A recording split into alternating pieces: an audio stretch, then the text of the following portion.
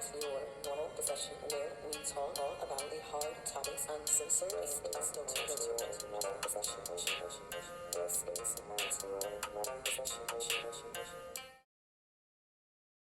Hi, everyone, and welcome to another episode of Not Your Normal Discussion. I am your host, Queen Pedii. It's your boy Glenn Taylor, also known as Samurai. I'm Tryst, wishing you a day of bliss.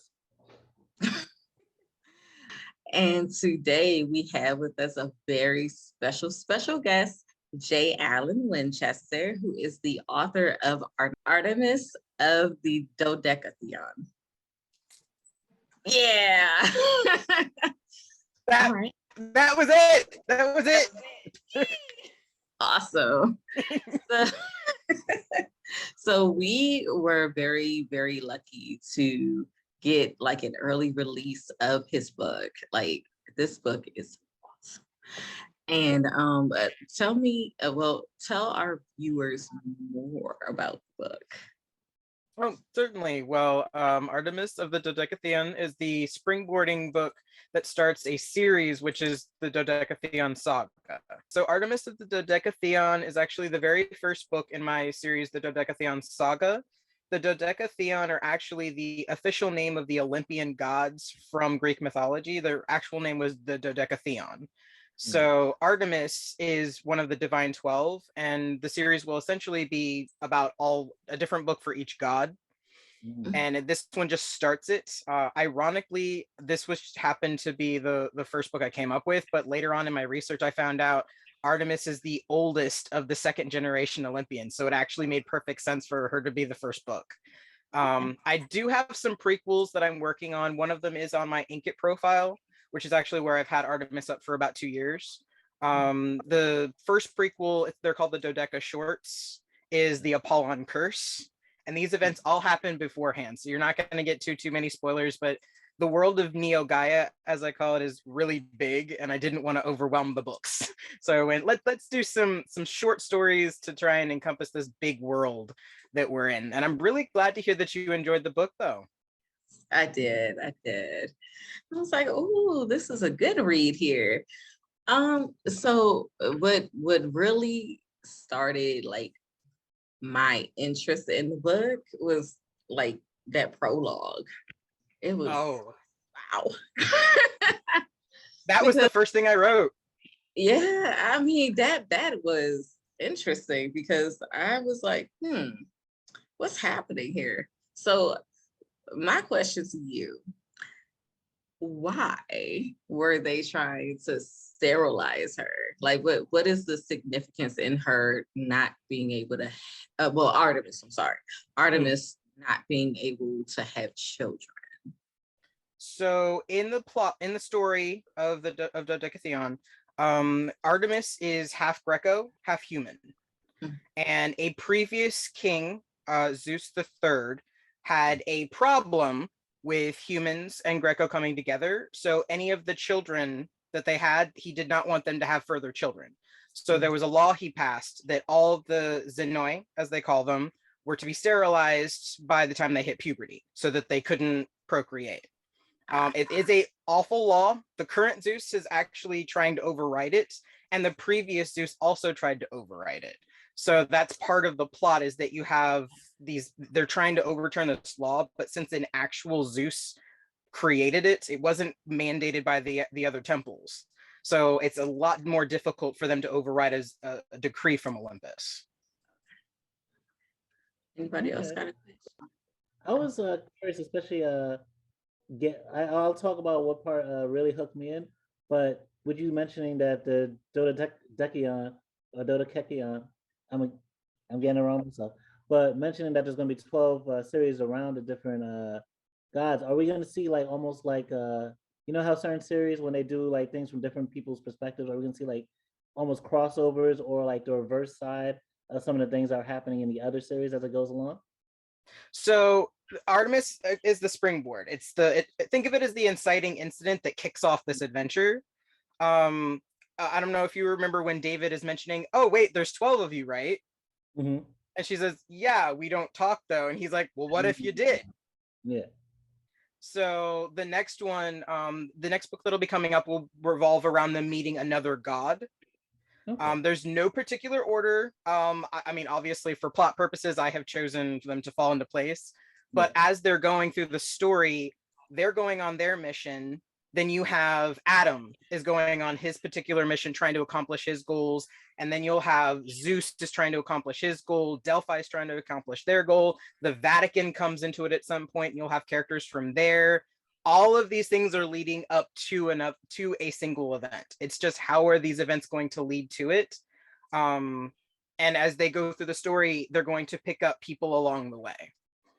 Okay, so to ask one more question before I let go, with talking about what hooked me in, you mentioned David Fallon, the Father Fallon, and I just found his interactions especially funny and humorous, and his just like very casual, just like rolling with the punches, like even with him, like oh, I don't not to spoil anything, but just the thing that allows him to join them on an adventure, and the way he kind of impresses Diana and Artemis in a way that's very like you wouldn't expect this. And I was gonna ask about paganism real quick because I was wondering, like, you wouldn't normally see that type of interaction in most other stories where you have a Catholic priest, a Greco princess, and like a Roman goddess, and they're all like interacting extremely well, and it's not like their fates are necessarily beefing. And I was wondering, how does like your belief system of paganism, if there's a specific one that you have, if there's how it inspires your world building, how it inspires your writing, and how it inspires your life overall. If you can speak to that. Oh, certainly. Well, first, I came up with this story when I was 16. Mm, That prologue was written, like the first draft of it, I was 16 years old. okay. At the time, I was coming into my pagan path. I was taking my year to study to see if this was really something that I wanted to pursue. I was raised Southern Baptist and Protestant, so I have a very strong understanding of my parents' faith. I tried really hard to really grasp it myself, but it just never clicked with me. So I have a respect for it. It doesn't align with mine. Yeah. However, the older I got, the more I'm realizing, everybody has faith, and that faith empowers you. It gives you peace, and it should be putting good out into the world. Yeah. And I've always been of the mind that if it's not harming you and it's not harming somebody else, then it's good. So in that regard, I see myself as a bit of an omniist, where I see all faiths have some root in truth. How we connect to the divine, the cosmos, the universe, the great mystery, however you see it, that is your personal experience. And that faith can't be defined by anybody but you. So where you've got David, who's coming from this place of like, I can see your faith. I see mine, but I also respect it, and I want to honor your faith. That's where David's coming from, which is really what's blowing Diana and Artemis's minds, because they've never met a Catholic priest who's been brought up in the seminary. How are you gonna just validate all of that? So there's some things that unravel with David on that regard. But I was coming from somebody who I do respect other people's faiths, and I want to learn about them. I love discussing them. Later on in the stories, there's going to be Muslims in there. There's going to be other faiths that do come up, because I want to see a world where everybody has the freedom and the right to believe what they want, and we can still respect each other. So that was the world building that I really wanted to create here. I actually had somebody ask me, well, what's your ideal world? And I'm like, well, wouldn't a perfect Eden be where we all are at peace with each other and we're allowed to follow our personal path? Yeah. And she just went, oh my God, is that possible? And I went, Yeah. I know it's possible. We just have to remember that's your path, not mine. Yeah. And when we have that reciprocated peace, that's when you have equality. So honestly, that's one of the biggest things. Even the publisher that I'm going through, they were like, well, what are you trying to do here? I was like, well, I'm really tackling different forms of discrimination and finding the roots and trying to use storytelling to unearth some of those nasty things we don't like to think about. but I want to do different perspectives here. I know I bring up in one point just a human who they don't have any malice toward the Zenoi, and yet she's just taking this hatred that he's been stomaching and he's been accepting his entire life. But she's giving him that peace of mind of like, hey, I'm listening to you, but you got to understand that is not how I feel. I'm willing to hear you, but that is not how I feel. And because she's willing to give him that, to honor that path he's come from, that anger, that resentment, the pain that he's had to suffer, he was willing to sit down with her and hear her out. And that's really when we open up that dialogue is where I think we can start moving forward with things. Now, it's not going to solve everything, obviously, even in the book series, it doesn't. But when you open that conversation, that's when you can start finding solutions. So as far as world building goes, yeah, I did eventually come into my faith as a pagan. A lot of Hellenistic things were the first things I gravitated to. I do identify myself as a Selenophile. I do love the moon. I love moon myths from around the world. Obviously, my first book is Artemis. You know, here we go, great goddess of the moon. I have other stories that also revolve around the moon on my Inkit profile. So I love creating myths and lore and how that explains the world around us. And since ancient Greek storytelling is really how we do define storytelling today, that's where I was learning how to tell stories. I actually got into theater in high school, and my first run in college, I did take theater. I wanted to try it, try it plays and things like that, but I ended up finding the writer's journey, which is really what most storytelling is today. Hollywood uses it, a lot of modern authors use it, and a lot of critics who break down storylines, they're like, you can find it in previous ones. Anybody can connect to this journey. You can make it as simplified or as complex as you want, but this formula is pretty much the same way we've been telling stories since ancient Greece. And I was like, and these people were writing because this was their faith. So I'm like, for me, if I can find a way to bring a spirituality to the fandom as a whole, how many people watch Star Wars and that's their faith? Or they go to these Marvel movies and they're like, I needed to see, like, I saw Cap pick that hammer up, and that was that gave them like, oh my God, yes, I've been waiting for this. Like I want to bring that life. That's what I want to do, and I call it modern myth writing. Where we're bringing about explaining some of these things in reality we don't wrap our heads around, using story to unravel that. I know I mentioned Karina knew me before I was really on my trans journey yet. I'm further down it than I was back then, but back then I was coming from a place of trauma. Actually, the prologue came from an assault. I was actually rushed in my front door. And this prologue spiraled out of my feelings and how I felt about it. And so a lot of her anger and rage was coming from that place. But over the storyline, as I was fleshing it out, I was like, Artemis deserves healing, as I deserve healing.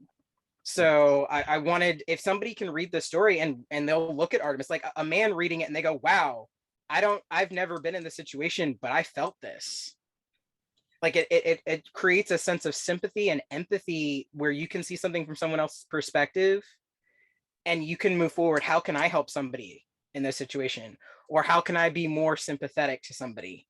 I believe stories can really create bridges if we allow them to.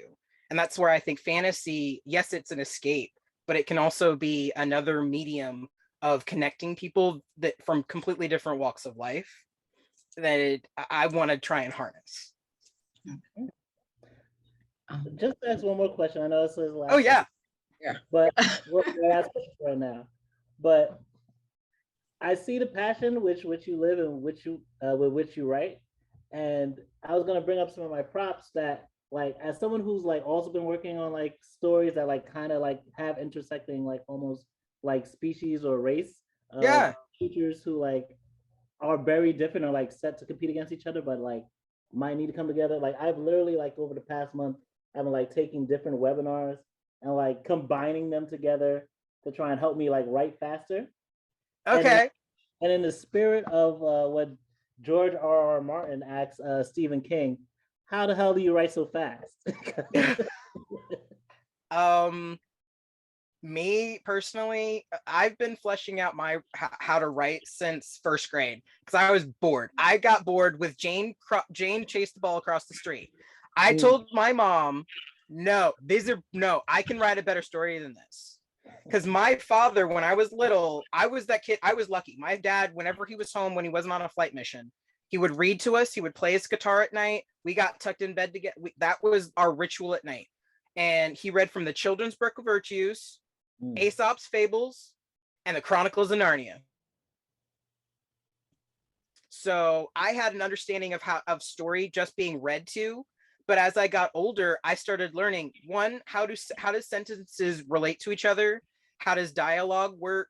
One of my biggest things that I help flesh my stuff out is I'll role play it out in my head. Or I'll ask my wife, I'll be like, hey babe, can I just bounce this dialogue off of you and see how this bounces back and forth? Sometimes when you say it out loud, you sound crazy, you feel crazy, but that's some of the best material. It sounds insane, but once it's out there, you go, oh, that's brilliant. So I kind of have a system of, I think of it like a road trip. Sometimes when you get in the car, you know exactly where you're going, and you just want to go from point A to point B. But you're always going to have bathroom breaks, food breaks. You're going to have all these shenanigans that happen along the way. Write those down. Honestly, the fact that you just asked me this, I actually help other authors on Inkit. They'll ask me, how do you do this? How do you approach this? I actually consult them all the time. I try to help other authors develop stuff.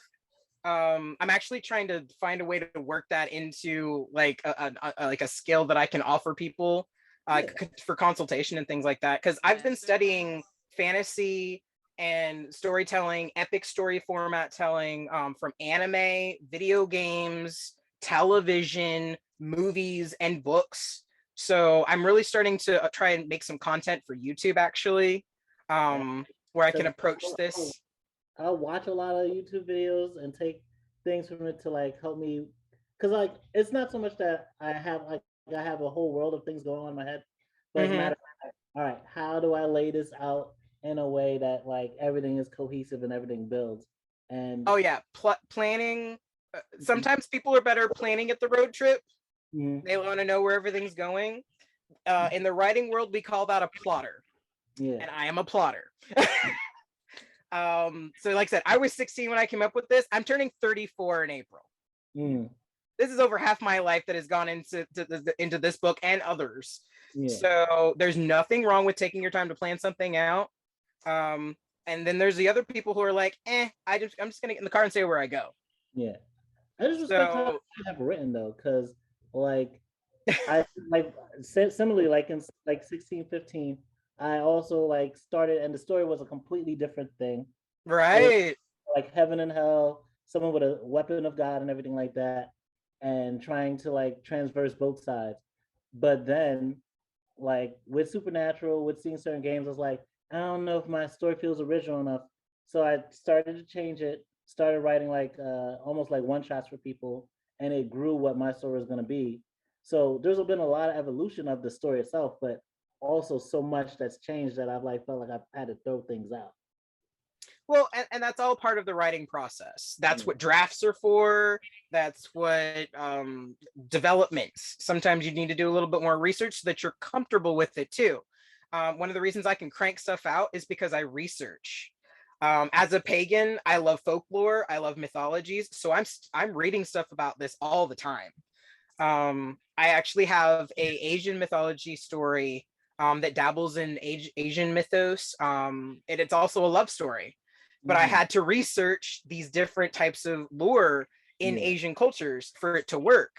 I also researched history to see how that correlated with the folklore. So the more research you do and the more comfortable you are with the setting, all you have left is the characters. And then that's just a matter of how do they talk? How do they talk to each other? I'm Glenn, I'm gonna let you go. I'm just saying, I can't wait for you to get a Skillshare masterclass YouTube video, something. I can't wait.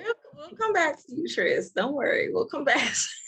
You can ask some more questions, but man, I'm doing it. I know you don't mind. Yeah, I love the book. I really like how it started. Just that I definitely could feel the passion. You kind of answered the question already. The question was going to be, how did you, where did that starting come from? But let me think, and now I got to think about it. You say you plan to have different series where all the religions are going to kind of come together?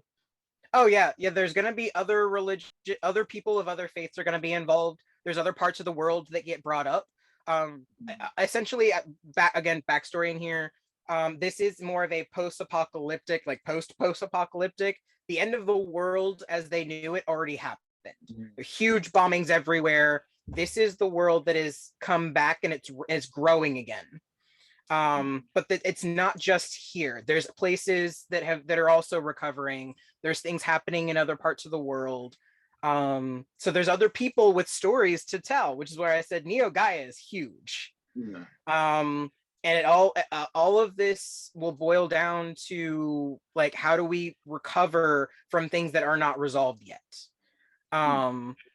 I know one of the pitches that Palmetto, my publishing group that I'm going through, they were saying that if we don't deal with things learn from the past, it's doomed to be repeated. Right. So Artemis is looking for answers, and she's finding more answers than she bargained for, honestly. Because one of the things that I talked to my backer, because I guess Artemis actually wouldn't be getting published right now if it were not for a fan who actually loves the work.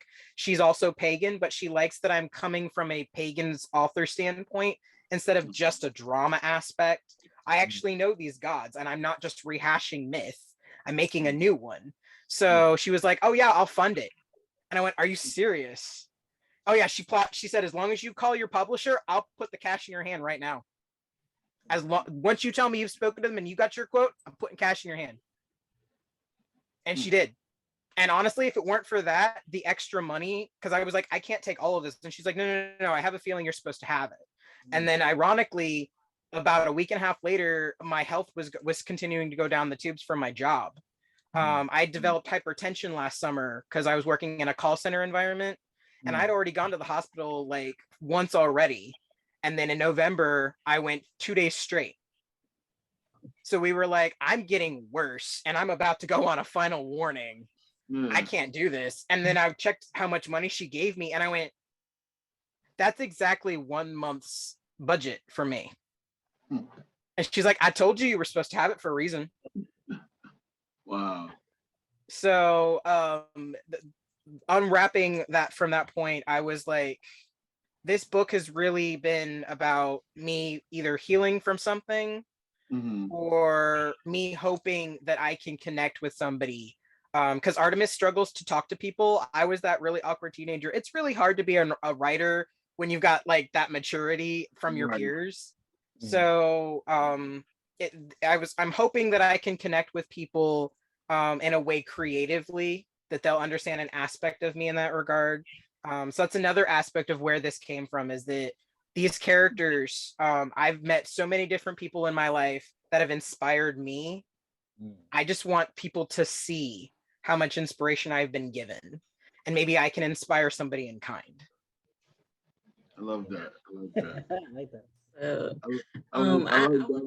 Just how you. You want to ask another question? I'm sorry. Go ahead. Oh no, I was gonna make a comment, but no, go ahead.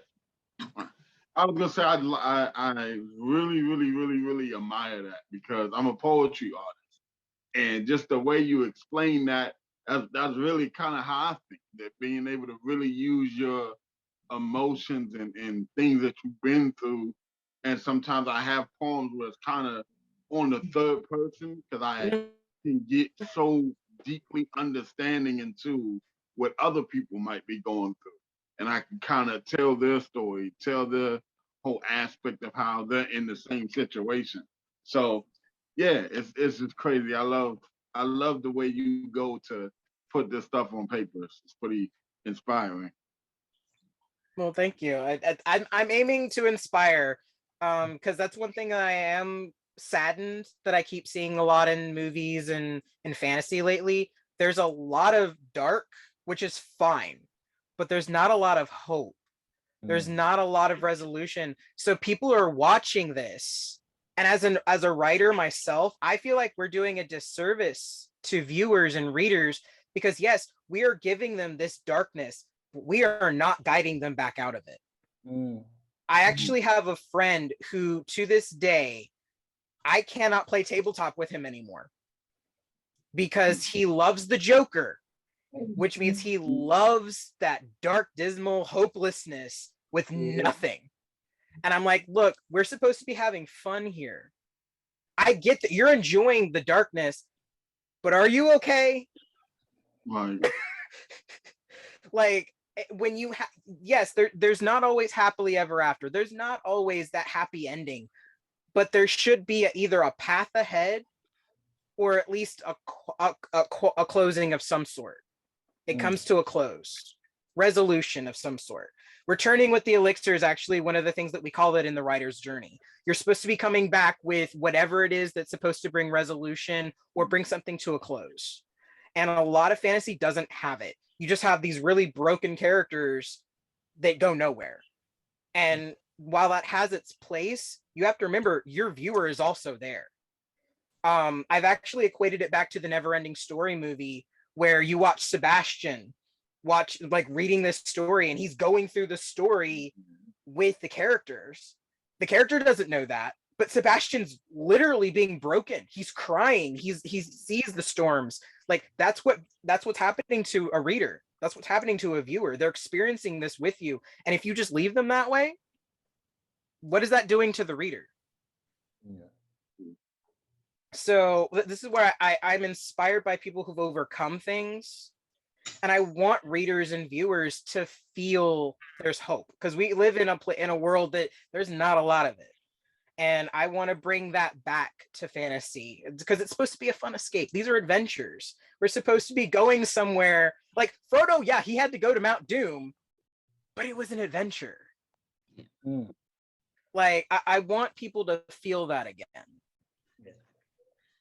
I was gonna say you just gave the word because with my characters, like a lot of what they have to go through and like a lot of their growth is like a trial by fire. And then as they meet newer characters or newer things that they didn't know about the world previously, they see just how far the gap is. And so they're really like breaking through like the glass ceiling in a sense. And like oh yeah, I hope I have some glass ceilings getting shattered. But I love what you put about there still needs to be a quarter of hope. And like I have hope in the end, but you are just inspiring my mind more of the lights of hope that need to be along the path that not just refresh the character, but refresh the readers. And I was gonna say this for the end. I did want to ask though, I feel like it's a good time to ask, what other types of advice or like what main thing of advice would you have for aspiring writers, people who are writing now, or people who are trying to decide where to go forward with that type of career? Well, one, this is not for the faint of heart. It is hard, but it's rewarding when you aren't just doing it for you and you're not just doing it for your readers. You have to be doing it for both of you. Because this is something you're going to be doing for the rest of your life, hopefully. If this is a career you really want to pursue, you're going to want to invest in yourself as much as you're investing in your characters. A lot of good story is going to come from right here. I consider myself a multifaceted person, but I would not have come up with all the characters I have over my life if I didn't look inside and really take for granted what have I gone through and what have I learned. So that's where people say write what you know. It's not just writing what you know, it's what have you learned. Because just listening to somebody, you grow as a person when you listen to somebody else's story. So that's where you can write someone else's story because you listened. You appreciated their journey, their path, the choices that they've come through and the consequences that they've endured. Did they run from them even? Some of my greatest villains are running from consequences that are coming after them. Like I love that the characters aren't just roles, they're people. And when you look at a character like a person and you treat them like one, that's when it flows out of your hand like that. You asked how I write so many things so fast. These are friends. For a while when I was a kid, I didn't have friends. I had Luke Skywalker, I had Obi-Wan Kenobi, I had Prince Caspian, I had Aragon. Like these were my friends. Heck, Elphaba from Wicked. Oh my god, that springboarded so much of my questioning myself. Yeah. These are characters that should be sticking with people, so we should be making characters that stay with people, and when they feel like a friend, I think that's where your readers are really going to connect with it. You don't have to make somebody who's, oh, that I've walked that path. No, you make somebody believable by making a real person having real conflict with needs. And that's when it's going to come out of you like water out of a spring. And don't be afraid to write what you feel. I know I've been afraid to write certain chapters because I'm like, oh no, I'm gonna get no, I'm gonna get it. I'm gonna get it now. They're coming for me now. But when I wrote it and I posted it and then I ran, I had some incredible comments. People loved it. That's why I'm on Ink It, because I want that feedback. I spent years trying to get friends to read my work and no one would read it.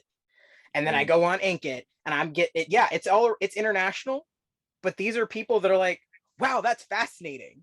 Yeah. And I'm like, wow, I'm relying on strangers for validation. I feel really silly right now, but these are people that want more.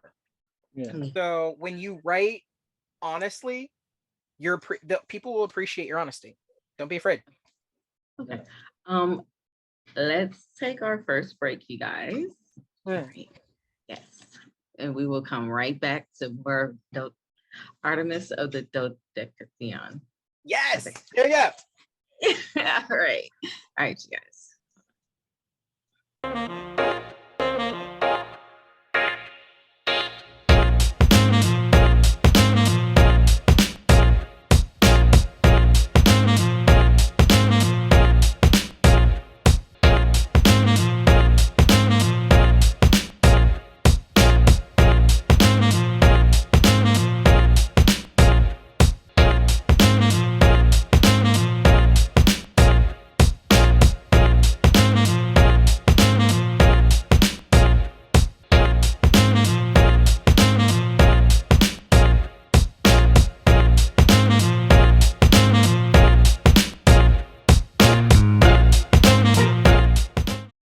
All right, and we are back. So I just wanted to say something that not say something, but make a comment about something that you had talked about earlier with, like, you know, being a plotter when you doing your writing, because I will say that I'm kind of the same way. Like I basically have everything kind of in place before I write. Like I will literally, like right now I'm working on like a horror anthology for my second book. And I'm like, okay, right now I'm still kind of working on the first story, which is a Choctaw myth of Lordy. I done forgot the daggone name of the daggone monster, but it's a bird. Okay. And the reason that I chose Choctaw first is because my grandmother, her mom, they are Choctaw. So I was like, let me go ahead and, you know, honor my people. So I researched and, you know, made sure I had kind of everything in line, even though technically what is happening in the story isn't, you know, exactly what this mythological monster does, but it's there. So I totally understand where you're coming from with that. Like just being able to plot out what you want to write, you know. But did it really take you 16 years? I'm gonna say 16 years, yeah. 16, 17 years to really plot this book out though. So the original idea was fleshed out by the time I was 19. Okay. However, I got to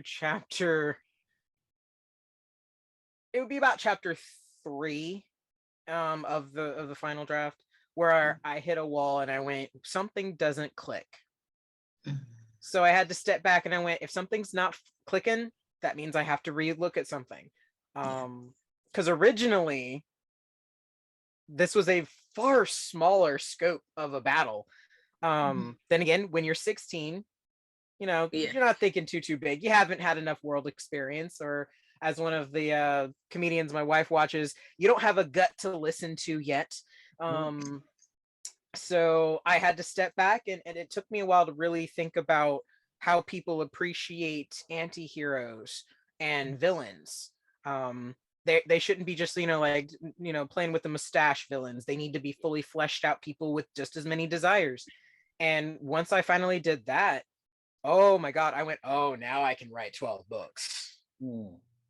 I might not have it. There might be too much for 12 books at this point. Like, there were flashbacks and everything going on here. And I was like, okay, I got to pull out all these things now. And that's where I started coming up with the Dodeca shorts, which are prequels. These are events that lead up to Artemis, in different parts of the world too. So I'm really looking forward to seeing how they all flesh out. I actually had put up a question. Oh no! Questionnaire on my feeds, and I was like, Greco or human? Oh, did it freeze again? Oh, don't freeze again. But you're good though now. Yeah, it's just okay. Like you did that. I'd actually put up a questionnaire on my feeds where I was like, human or Greco, because that's going to be the next Dodeca short that gets posted. I had one person vote. Yeah, I don't get a lot of feedback on my stuff. I think the algorithms don't like me. Because I've asked some of my other friends, I was like, have you even seen the posts? And they're like, no. So yeah, the algorithm, this is where I go. Winchester, this is the Winchester curse thing.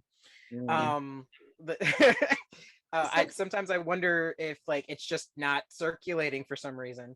But I did get one vote, and it was for humans. So Selena File is the one that I'm fleshing out right now. And like I said, they're short stories, pretty much a contained event, but they'll all be lining up with this particular theme that I'm working in. But yeah, there's a lot that went into this, a lot of history.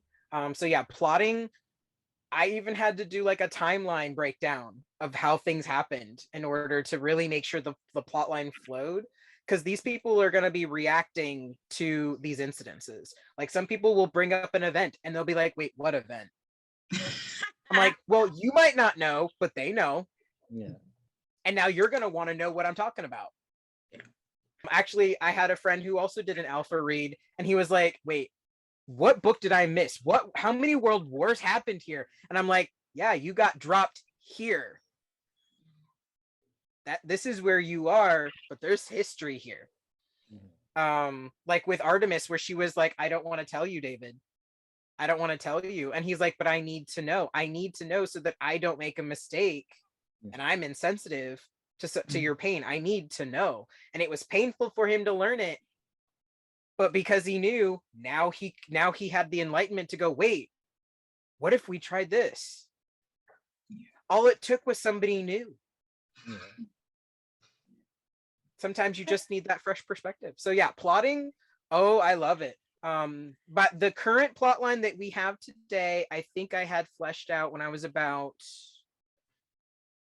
24, and then I started drafting the core plot of each book.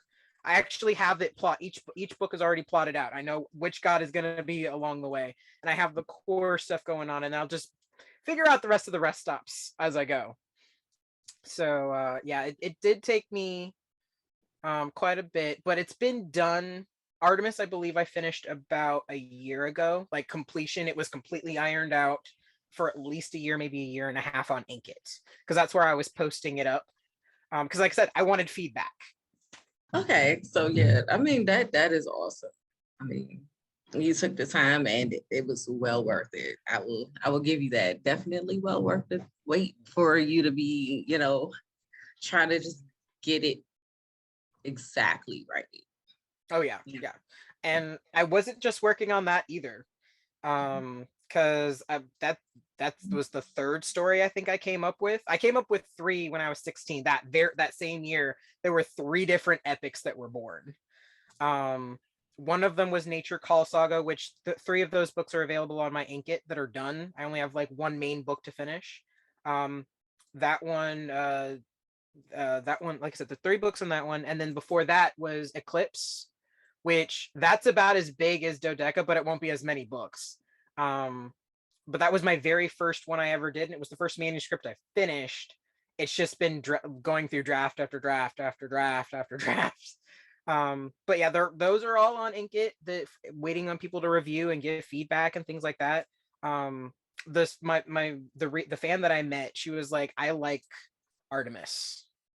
I get the feeling Artemis is supposed to be the first one. And I was like, oh, okay. Hey, sometimes people, they will just totally connect with one character from one certain story. So like, yeah, Artemis is cool, y'all. Get the book. Definitely get the book, y'all, because that adventure. It is wild. It's a wild ride. That's all I call it. First, they were right on the money with that. Mm-hmm. Thank you. Definitely a wild ride. So, Glenn, do you have anything else you would like to ask? Let me think. Nothing that other than what I asked. Other than that, I mean, like I said, it's a movie. Yes, you gotta do a movie soon. Oh yeah. I would love to see this in movie form. Like if they ever take you for a movie, I want front stage role, because I can only imagine it's already beautiful in the book form. To see that on the screen would be crazy.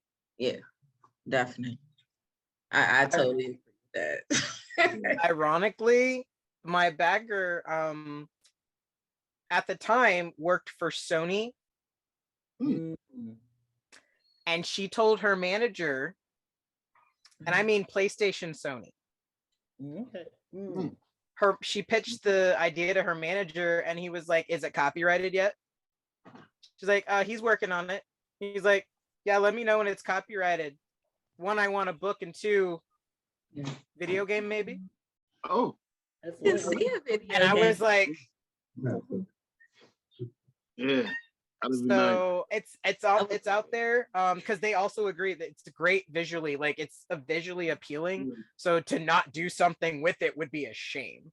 I do love painting pick that backdrop for you, because honestly, I want somebody to be able to pick this freaking thing up and they're like, costuming, get me something, makeup, let's do this. Like I specifically wrote it so that you could visualize it. Not just from a theater aspect or a cinema aspect, but cosplay. I used to do a lot more cosplay back in the day before I was broke. I loved going to conventions, but one of the things that I was fascinated with was people who would make original costumes based off of something that doesn't have an image. Like they loved reading a book and they would make their cosplay off of a character that doesn't even have a picture. There's no illustration or anything. And I was just like, that's some creativity right there. And then all these friends who do professional cosplay, they consider themselves models and things like that. I was like, what if you cosplayed one of my characters and like I featured you? And they're like, that'd be cool. So I've always kind of wanted to get back into the cosplay and have at least 1 or 2 characters that I would cosplay, and then get some other people and maybe do some photo shoots or some feature appearances. I thought about doing live streams where people can come on and interview the character. Like I know the character, I can talk for the character, and they can ask questions of the character. So those immersive experiences and things like that, because I did act, I did acting, I did the props and costuming and things like that. So I love that about theater. I don't have a very competitive bone in my body. I mean, I want to give. I just like giving to people and bringing joy to people. So that's where I was like, I know I'm not going to be competitive enough to be in the acting industry. I know I'm not going to be able to do it in singing, but I can at least dabble in these areas and bring them together, and maybe we can make something together. About I don't know if I've heard it termed this, I'm not sure it's the exact right term for it, transmedia, basically where it's especially if you're trying to position it for like a movie, like taking let's say it was a script and fleshing it out also into a graphic novel, for example, into a video game. So basically leveraging it across these different platforms, so it becomes that much more of a not just saying marketable, but also like just it has that cross-platform reach that like help but deny. And I was wondering, especially with that detail that Nina had left about how you could just see an outfit and like create a character off that. Like if they're like whether it's graphic novel or other things, but I see your mind's already there for like the different platforms that can reach. Oh yeah. And honestly, if it does become a video game, I told Lisa, my backer, I was like, I don't want any of the main characters to be to be playable. I want you to make your own. I want you to pick a faction that you either support or you're curious about, and you'll find a different aspect of the plot from that faction's perspective, and you'll piece it together, and you'll have to learn it from the different sides. Okay, that's like nice. That's what I would want, and then you can learn different aspects of the story that way too. Yeah. That way, it's a new adventure too. Yeah, and that's lit. I was gonna say, on top of it looking like you're mostly pursuing with as a like ebook situation, are you also thinking about like doing it as like hardcover or also as an audiobook, like sometime down the line? Down the line, I would love an audiobook. I actually thought about trying to do like an Audible myself, but I just got a microphone like a few weeks ago because my Patreon, I had just enough that I had saved up from. I finally got my first like top tier patron, which was $30, and I was like, oh sweet, I can afford to buy this mic I've been looking at. It's not an overly exciting mic. It doesn't have all those fancy things on it, but I'm like, hey, it's got a button and I can turn it to mute it or not. Like that's all I need. So that's why I've started trying to do videos. Like I'm starting to make some YouTube content. I do, for my patrons, I do recordings where I read from the books. I would love a formal audiobook though, because my wife actually is dyslexic. So she can't even read my stuff. I've always told her like, hey, if it's in multimedia format, would you do it that way? She's like, oh yeah, absolutely.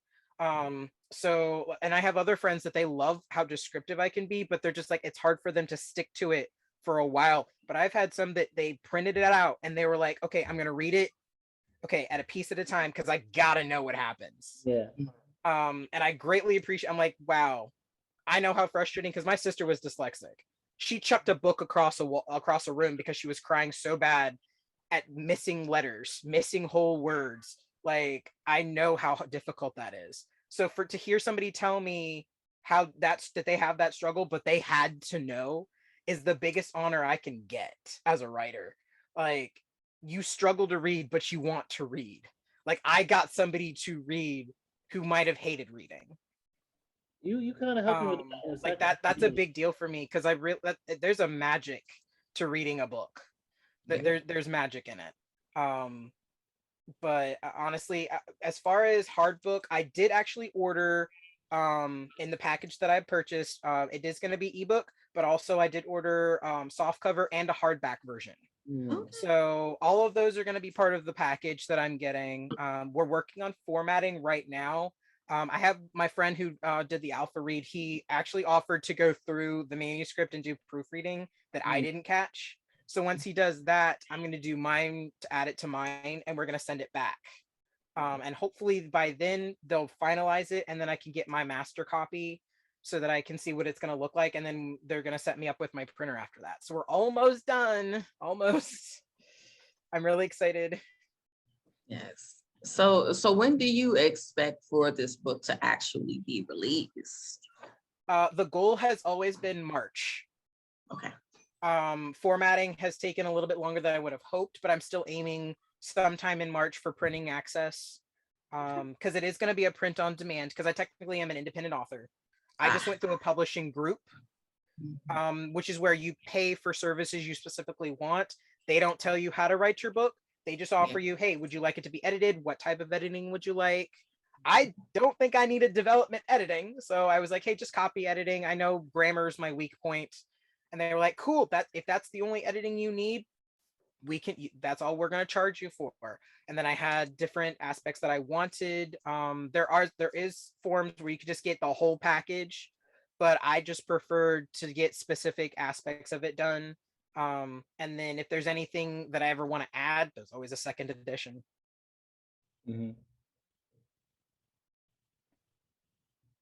So I was going to say that on what you mentioning the grammar, I didn't even like really pick up on like any real grammar issues for real. Like especially like from chapter 1 on, like the way the setting, the like almost I would say sound design of the way you describe certain things, the action, and like I said, the humor, like the like not even like oh jokes, but like just the humor of the way things are written and like they're just like interwoven in there. It's very beautifully laid out. So like Well, that makes me happy because I butted heads with that editor. She actually was saying like, well, this sounds clunky and nobody's going to take this seriously. This is archaic. And I'm like, clearly you have never read fantasy. Are you a sci-fi? Are you a sci-fi person? Okay. Like, that's weird. No, it wasn't clunky at all to me. Like, I didn't see clunky, not at all. But I did catch one spelling mistake. One spelling. Oh no, like I said, and that's one of the reasons why I wanted other people to look at it. Because editors, they were like, oh yeah, we usually recommend like 4 rounds. And then I talked to my project manager and she went, no, you literally were in like bottom tier, like you don't need another round of editing. It's just if you gotta go through it and find it.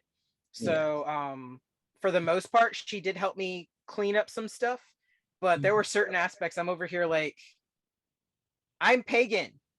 I know what this is. Yeah. That's a thing. Yeah. No, I showed my wife too. I was like, babe, I'm not crazy, right? And she went, no, you're not. You're not. I promise you're not. Like, you're really good. Like, other than that one thing, like I was like, yes, this is it. This is it. There's send it my way, by the way, because like I said, if I didn't see it, we miss it all the time. I'll send it to you. Don't worry. Yeah, but don't worry. Don't worry, y'all. The book is good despite what I just did. Like, I just want him to know it was there. Since we were on it, because I was gonna wait till break. But it happens more often than people believe. Because editors will miss it, writers will miss it, and we'll get the printed copy, and that's when we find it, and we will scream. Yes, it's happened to me. Like I think what am I talking about?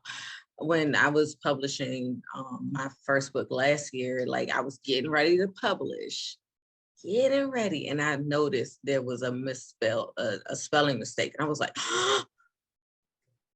like, because I had to be my own editor because I was publishing. Oh yeah. So it was like, y'all, it's not easy to write and then try to go through everything. It is hard, y'all. It is hard. So that's why I'm not like, oh, you made this spelling mistake. No, I understand. Before anybody be like, oh, no, I understand. Okay, thank you. Because but no, it's good. Like I get it. You know, it's a job. Literally, it's a job. So yeah, don't worry. It's all in good. It's good. If I was gonna say only one criticism, it would just be like in the prologue, it felt like especially in the beginning, it felt a little bit of like, I don't know if you heard of white room syndrome, where just like I wasn't sure of the full dimensions of like the spaces, for example, that like Zeus and I don't really Arceus, and then that Artemis was in the bedroom. But like the most important thing of that is the emotion of Artemis being like, what the fuck is about to happen? And then also when you mentioned that like you like wrote that at 16, I was like, okay, like that makes sense. And then seeing the amount of detail like switching over, I was like, Jesus Christ, like this writing is amazing. Like I would say that from since 18, I haven't read too many like books full all the way through, because like I read this one book that like was the one that was like, this is the epitome of writing. This is what I gotta like measure myself up to. And like I read that book like 600 pages in a day, and like to this day, like it's hard for me to like read like all the way like for more than 30 minutes type. But like you're like, especially like I said, chapter 1 went on, I was just in it. I was just like, yeah, the everything about this is hitting. It's almost like music. Yeah. I would say I would just give that one little criticism, but like I feel like, especially just going back over that one more time, like especially seeing what you did with the rest of everything else. Like I can't wait for it to be published. I can't wait to see like the other type of platforms it goes on, and I can't wait to see you become someone that's more known because you have really like there's a bunch of writing channels that I used to watch, and like they are good, very good technically, but like there's an inspirational way in which you talk and which you just like make things light up in the brain that like is missing. Well, thank you. Appreciate that. I'm hoping to create some content similar to that actually with my YouTube channel. I just posted my first 2 public videos yesterday. I think that Tuesday energy was getting to me. I got some inspiration to post them. I have one that's just vlog and I'm just talking out. I don't even know what I was talking about. And then the other one was more focused on like, because I was inspired by something to make a video on it. I'm not sure if you're familiar with Frozen 2. Mm-hmm. The song Show Yourself. Yeah. There was a mail cover that I got a notification for on my YouTube notifications. And I was like, oh, I got it. Okay, I got to hear male version of Show Yourself. I got to hear this. This man sang every single part. And he broke it down and he spliced it together. It was seamless. All those notes he hit, I was like, I'm hearing freaking Angel. Oh my. But I was like, I started dancing for like the first time in a while. Like I was almost on point because I used to do ballet when I was a kid. And I was like, oh my God, oh my God. Like I'm feeling, ooh, okay. And then it hit me like why my heart was so broken over like Frozen after a while. And I was like, Show Yourself was Elsa finding herself. Like she was supposed to be, she's like, who you are the person I've been looking for all my life. No, you are the one you've been looking for your entire life. She found this sense of self and she was loving herself. And I'm sorry, when she rode off into the sunset to Apollon with all them spirits, I'm like, those are her roomies. Yeah. She ain't need nobody. And then I kid you not, Disney drops, oh, Elsa's getting a girlfriend next movie. And I went, what? I don't know about you, but Elsa kind of gave me that vibe of cottagecore where she's got her cottage, she got her garden, she don't need nobody. She is perfectly happy. She's got roommates. That horse is going to come in there and be like, yo, I'm going to bother you today. And she's going to be like, no, mind your own. Like, that's Elsa. She's going to be happy on her own. She is perfectly content being by herself. The fact that there's like pushing this, I get it. We want that representation, but this is a demographic that also doesn't get represented. Ace is a valid demographic that nobody really has representation on. And I'm like, Elsa is a golden opportunity, one, to have pagan representation because she is, it's nature worship. Yeah. And it's very common with witches in the woods. They were on their own. They didn't need anybody. They like, why would you tie her down back to humanity when she's embracing she's the fifth spirit? Like I had a whole video that I did on it yesterday and I was like, I'm going to post this before I chicken out. So I did. And immediately I was getting the remorse of like, oh crap, you hit publish. But I was like, no, you're not allowed to delete it. You're not allowed to delete it. And it got a few views. I got 1 subscriber yesterday. But I'm trying to like think of content like that to approach storytelling and what we can do with it, or what I think it could improve, or what I really like, as well as just talking about just how stories have evolved over the years and how simple it can be. And then my Patreon actually has an exclusive series where I call it Mythic Storytelling, where I was saying like mythology was really where we have modern day like epic story formatting and how I approached it. So I'm working on the second video this week. And then like bi-weekly, it's going to rotate with my bedtime stories where I read like a 10-minute segment from a book. I actually had read From Artemis last week. Yeah, I was like, it feels fitting that it should be From Artemis this week. And then I'll just see if I can pick just 10-minute excerpts people can listen to. Like I said, my dad used to read to me as a kid, and I miss being read to when I got older because he wasn't home a lot. So I thought it would be a nice touch to tie back to my childhood to read to others. But I can't give everything away for free.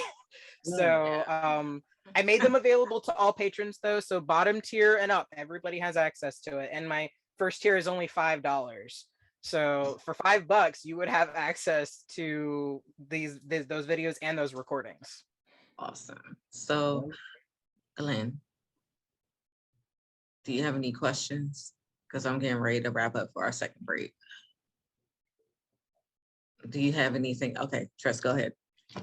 Oh, I was just gonna say, yeah. As soon as I get some money, I'm gonna definitely subscribe to that Patreon. I'm gonna definitely subscribe to the YouTube. I hope it's all plugged down below so that we can easily find it. Because, like I said, you got something special going on. Like, you're gonna blow up, and people are gonna really resonate. Because, like, this is not just play for you. This is not just like I got a story. Like, you like are really like what you said about before about even about paganism, about just the concept that all religions have this core of truth of, like, reverence for the space you're in and like the beauty of the world. And I feel like that's really going to resonate with people, and like that resonates in your story as well. Well, that was the goal, so I'm glad to hear that. Yeah. All right, you guys, let's take our second break.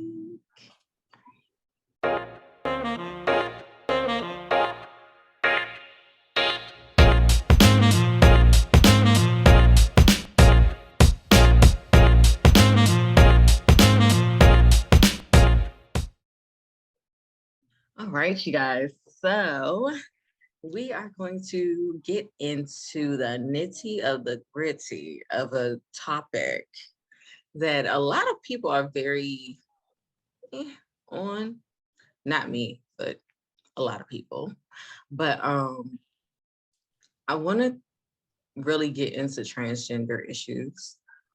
So I want to ask you personally, what are some issues that you like have experienced, like some things that you've experienced, like being trans? Well, it's definitely been a journey. I first came into my identity literally. I had an aha moment when I was 5. My dad actually was drawing me a bath, and I saw myself in the mirror, and it, for some reason, I thought I'm a boy, and I was giggling, and my dad was like, "What are you laughing at?" And I was just saying, "Me." And I remember this vividly. I don't know why so vividly, but I do. I remember to myself, I'm a boy. But then puberty hit, and I was 8 when I had my first cycle, and I thought I was dying, and it really was a huge paradigm shift for me because now my whole identity is shaken. And then shortly after that, I started growing the mounds, which that really threw me off.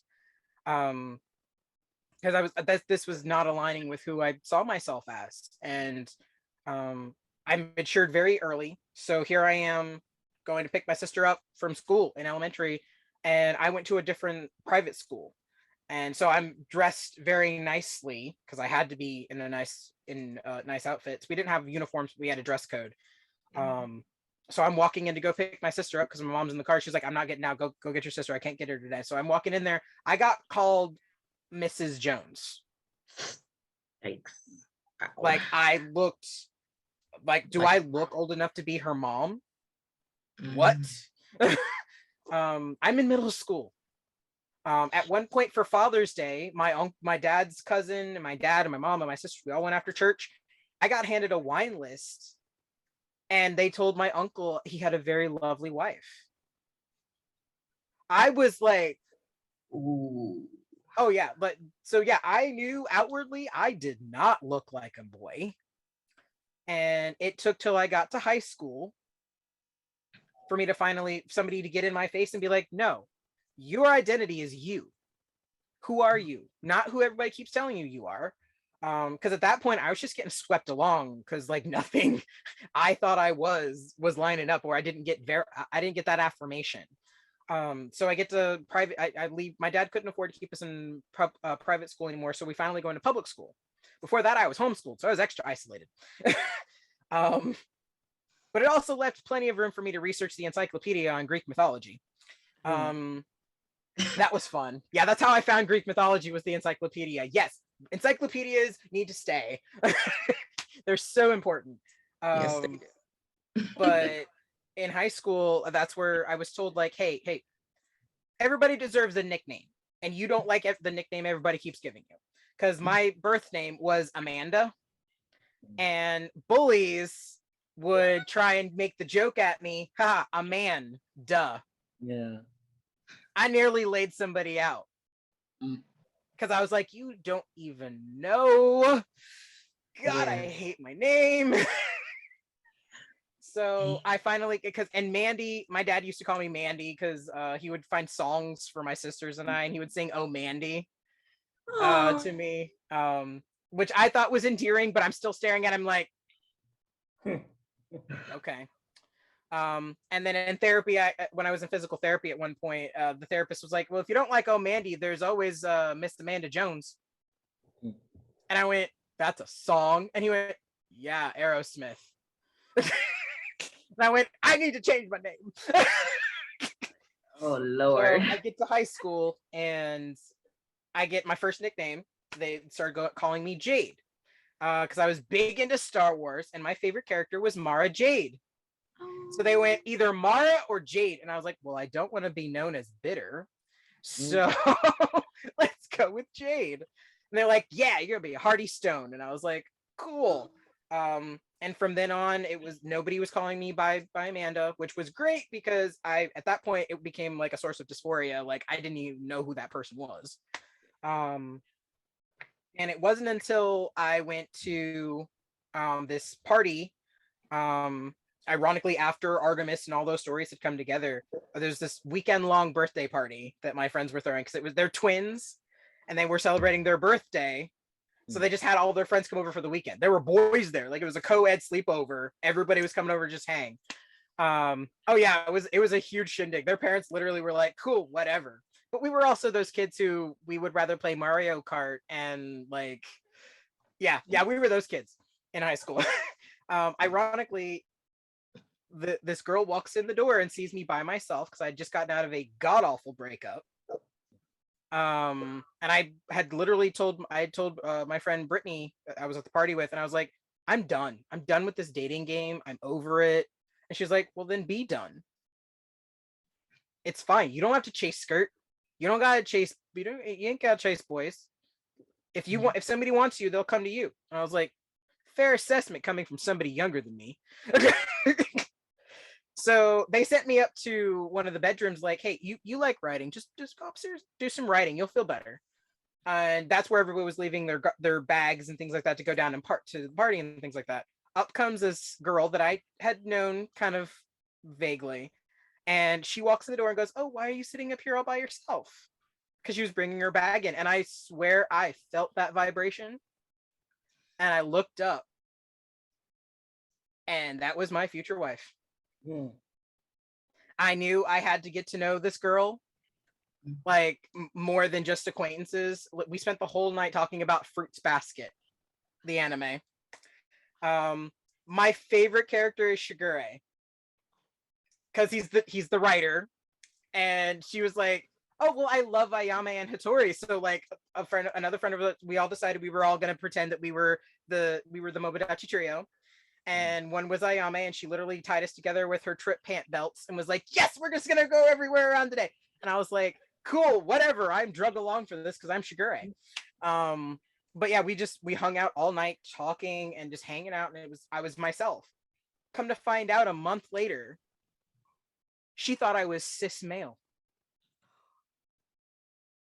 She never saw me as a woman. She never saw me as a girl, and literally was like, well, no, Jade's a guy. And they're like, no, Jade's a girl. Like, no, that's a guy. And like for a while, she was like, "Do I need to talk to them about how do I approach this?" Because she kind of she was like, "Oh, he's cute," and I'm like, "Oh God, she's gorgeous. Like her aura is beautiful." Like I was like, "Oh my God, I'm not worthy. I'm so jaded." And a friend of mine actually like tricked me into like being sweet on her. And then about 4 months later, we're looking at each other going, "Are we dating?" And she's like, "Yeah, I think we're dating." So I finally had somebody in my life that was looking at me, saw me, was willing to get to know me. And during this time, I'm also doing with like the courts because I had my assault happen. I actually did report him. It got kind of ugly though, because literally the night before my assault, he had been joking with some of the other kids. And he was like, "I wonder what it would be like to rape a lesbian." Oh, jeez. That's not And funny. I remember staring at him like, "You think that's an okay statement Like, to that's just blatantly weird. state?" So when he jumped me, my baby sister is down the hall. And I didn't scream because I didn't want her to come down the hallway. Yeah. I tried to figure out how to get him off of me. And it wasn't, if it weren't for my cat, who should never have been outside unacquainted, he had one eye. And he just went outside and he started crying because the door is wide open and nobody is helping. Nobody came to help me. And that was a whole other layer of anger, but my cat's crying and his brother comes walking down the street and goes, "Hey, Jade, your cat's outside." He jumps off me in heat and just runs. I grabbed my windbreaker jacket to go grab my cat and I smacked him in the house. Like, if you ever think that you're going to pull that again, oh, this is the least of your worries. Yeah. And after I went to report it to the cops, because my mom eventually was like, "We need to report this." Yeah. I actually had to have a friend escort me around at night because the entire neighborhood said that I was another white woman ruining a black boy's life, because they saw my white mom and my father was 3,000 miles away. When he found out, he flew straight there, of course. But they came for me like that. Because I'm looking at you right now, and like, yeah. Fortunately, we did have a neighbor that did not treat me that way, and she came to my defense frequently. I tutored her son, so we did have somebody in our neighborhood that had my back, and she would like check on us from time to time. But no, almost the entire neighborhood like hated me. And he actually got some of the other kids in the neighborhood to stalk us because we couldn't get a restraining order. He lived on my street. they could have actually gave something. Oh, like, they gave us a no contact order. Mhm. He was not to contact us. He was not to do anything. But he was like, "Well, we can sit at the playground right behind their house and stare at the house." And he would get. That's what I mean. Like, they could have at least made it so they can't come within a certain amount of feet of your property at all, even a property line. Well, it was an apartment complex. So like we were the townhouses and he was in some like a few doors down. So that's where they were like, "There's not much we can do other than a no contact order." That makes sense. Okay. I thought you guys were like in houses. Oh no, I wish. We lost our house earlier that year. Because the divorce happened, and again, my mother, very complicated relationship. Yes. She just needs to see a therapist. She really needs to see a therapist. She's got paranoia. Oh. Yeah. That's that. We're gonna leave it on that front. Yeah. But we went from a 4-bedroom house with a family room, a den, a full dining room, an eat-in kitchen, a sunroom that spanned the entire family room, a pool, 2-car garage, and a mud room, to a 2-bedroom townhouse.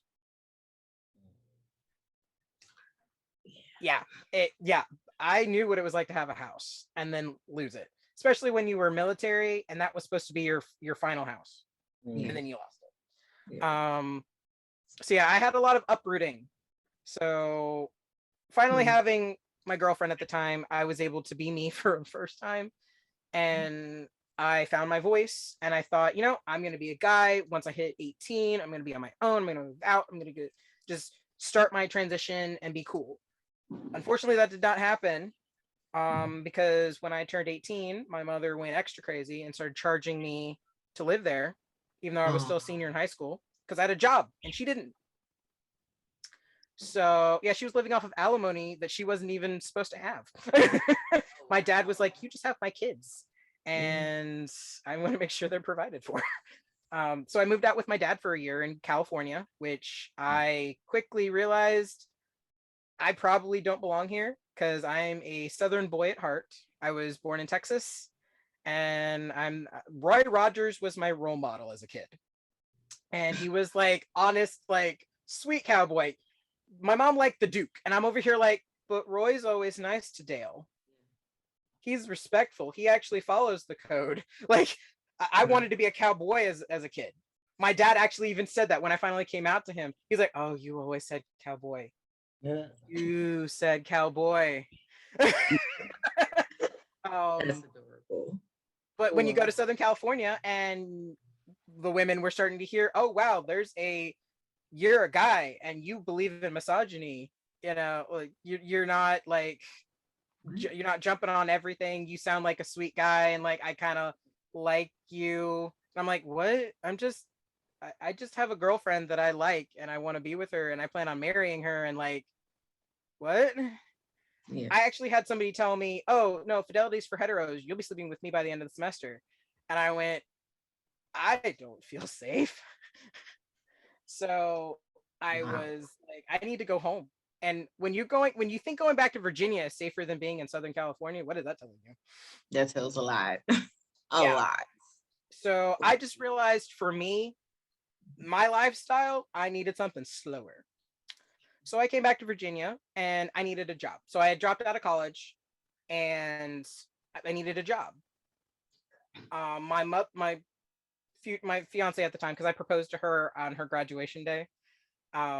We'd been together 3 years and I actually got a ring.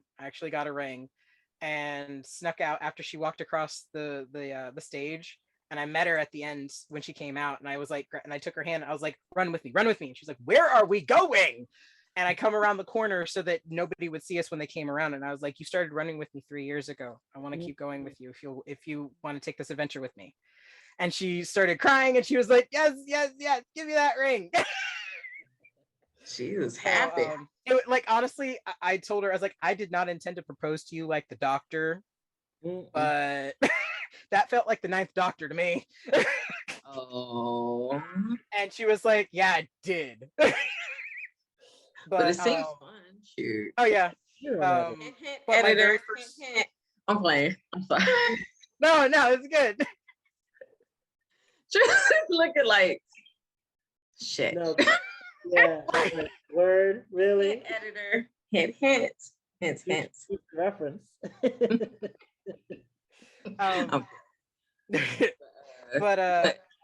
Very first job though, my fiance's mom was a paralegal. And she was like, hey, reception, we need a receptionist. And I was like, cool, I need a job. And working at a law office, that should be a great, solid paycheck, right? Unfortunately, I had to move back in with my mom, which did not want to do, but the roommate situation I was having, woman was more crazy than my mom. So I was like, okay, I'll stomach it and go home.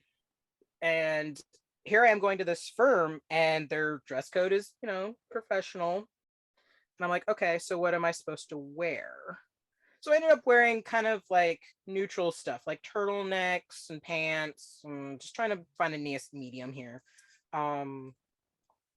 But the lawyers are calling me by female things. And then I quickly picked up on this is an all-female staff because he likes flirting with his staff. Oh, no. And I had to be upfront with him real quick because he used to joke with me that my name was Jade. And he was like, oh, like The Rock. And I'm like, yeah, like The Rock, Andy. But if he would flirt with me, I would straight up be like, Andy, you are not in my spectrum. Yep, I'm just gonna. I didn't even bring on like bi or demi or anything like that. I was like, you're not on my spectrum, Andy. So no. And if it helps, Chelsea would come in to see me at work, because I mean, her mom works there. I'm there. Why not? When you're down in downtown Norfolk, come by and see us. And I'm like, you saw who I'm dating and I'm in a long-term relationship with. She's wearing my ring. Do you really think I'm going to flirt with you? And he would push it and he would push it and he would push it. He even tried to get his paralegal to like talk to me and be like, can you at least try and like flirt back? And I went, it's not in my job description. The entitlement, Jesus.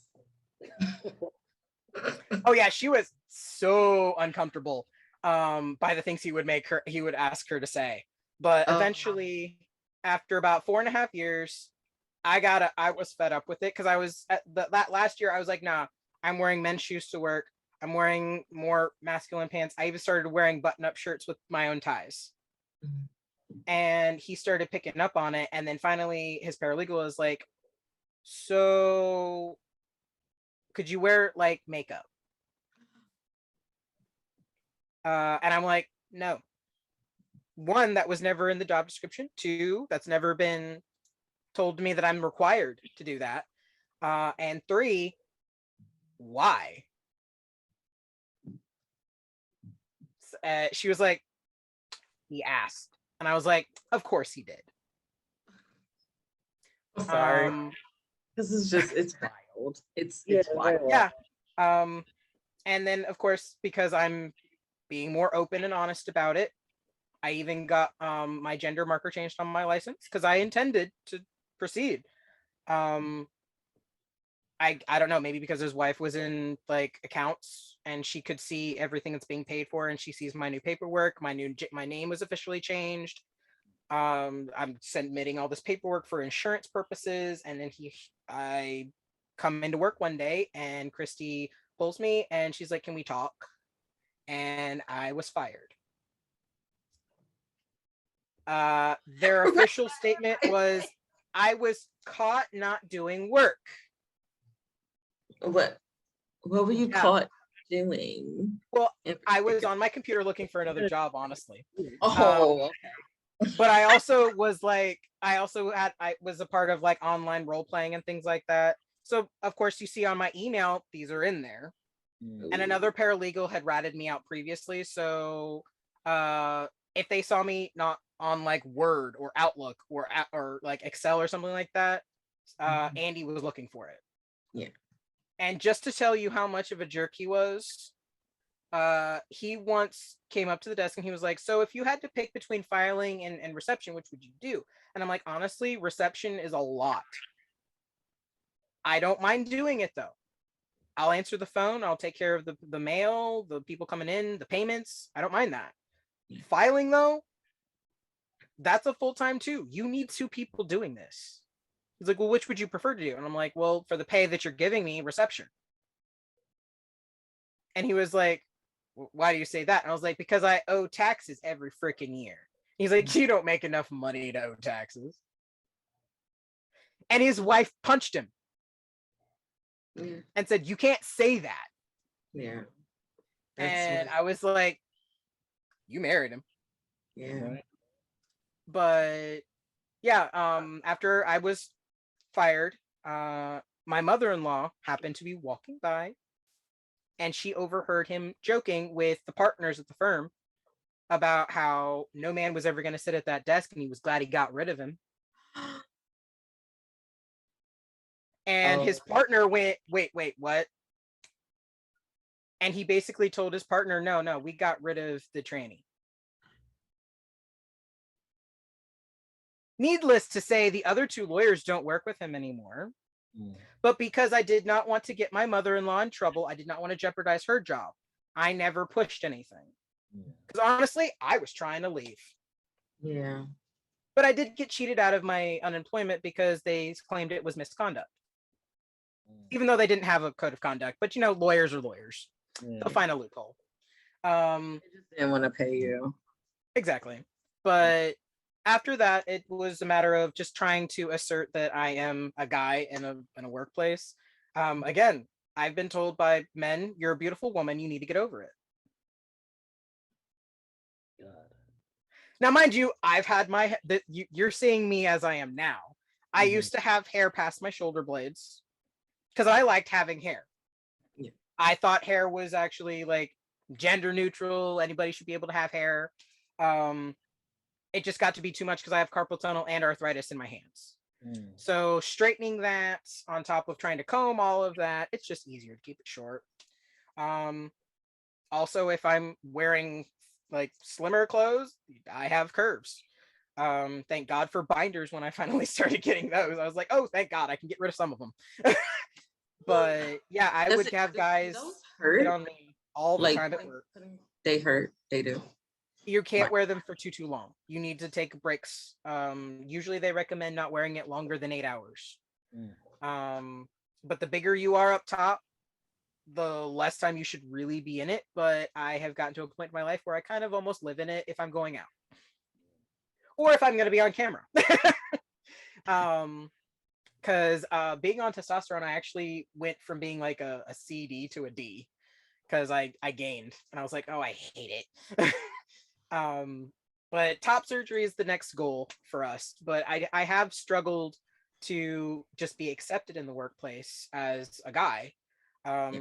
As I've gotten older, it's gotten easier. But when you are seen as an attractive woman, it's hard for people's perception to change. And that's one thing that I think I differ from a lot of other trans individuals, is that I understand I don't look like a man. So for another person to misgender me, I don't take offense because I don't look it. Because that was the question I was going to ask you, by the way. Like, do you get offended? Because no, I'm offended by people who know me who do it. That's when I get offended. If it's a total stranger, like even like I'm more impressed now because I've been on testosterone for over a year now. My voice has dropped. I used to be able to sing Amy Lee, and now I'm singing like I actually got through The Sound of Silence by Disturbed. Yeah, my voice range has changed. But like now I'm starting to not be misgendered by strangers. That's good. But before that, when my voice was still high, my friend Latisse, we call each other twins. She's like, you have a very androgynous face. So 10 people can see you going either way. And I'm like, well, that means I just need to grow facial hair, don't I? And she was like, it would help. So my wife was like, I don't need you to go full Viking on me, but if you want to go Tony Stark, I won't mind. So I am trying to I've been shaving and trying to shape it myself, but it's taking a while because, like I said, it's only been a year. But yeah, that is a struggle that I've had, is that I don't look the part. So sometimes people don't notice. But as recently, since I've been building more muscle, since my shoulders are widening, that is becoming less of a problem. But every once in a while, I still get people that are like, oh, thank you, ma'am, because I'm in the South. Yeah. And again, I've learned that's not a value statement.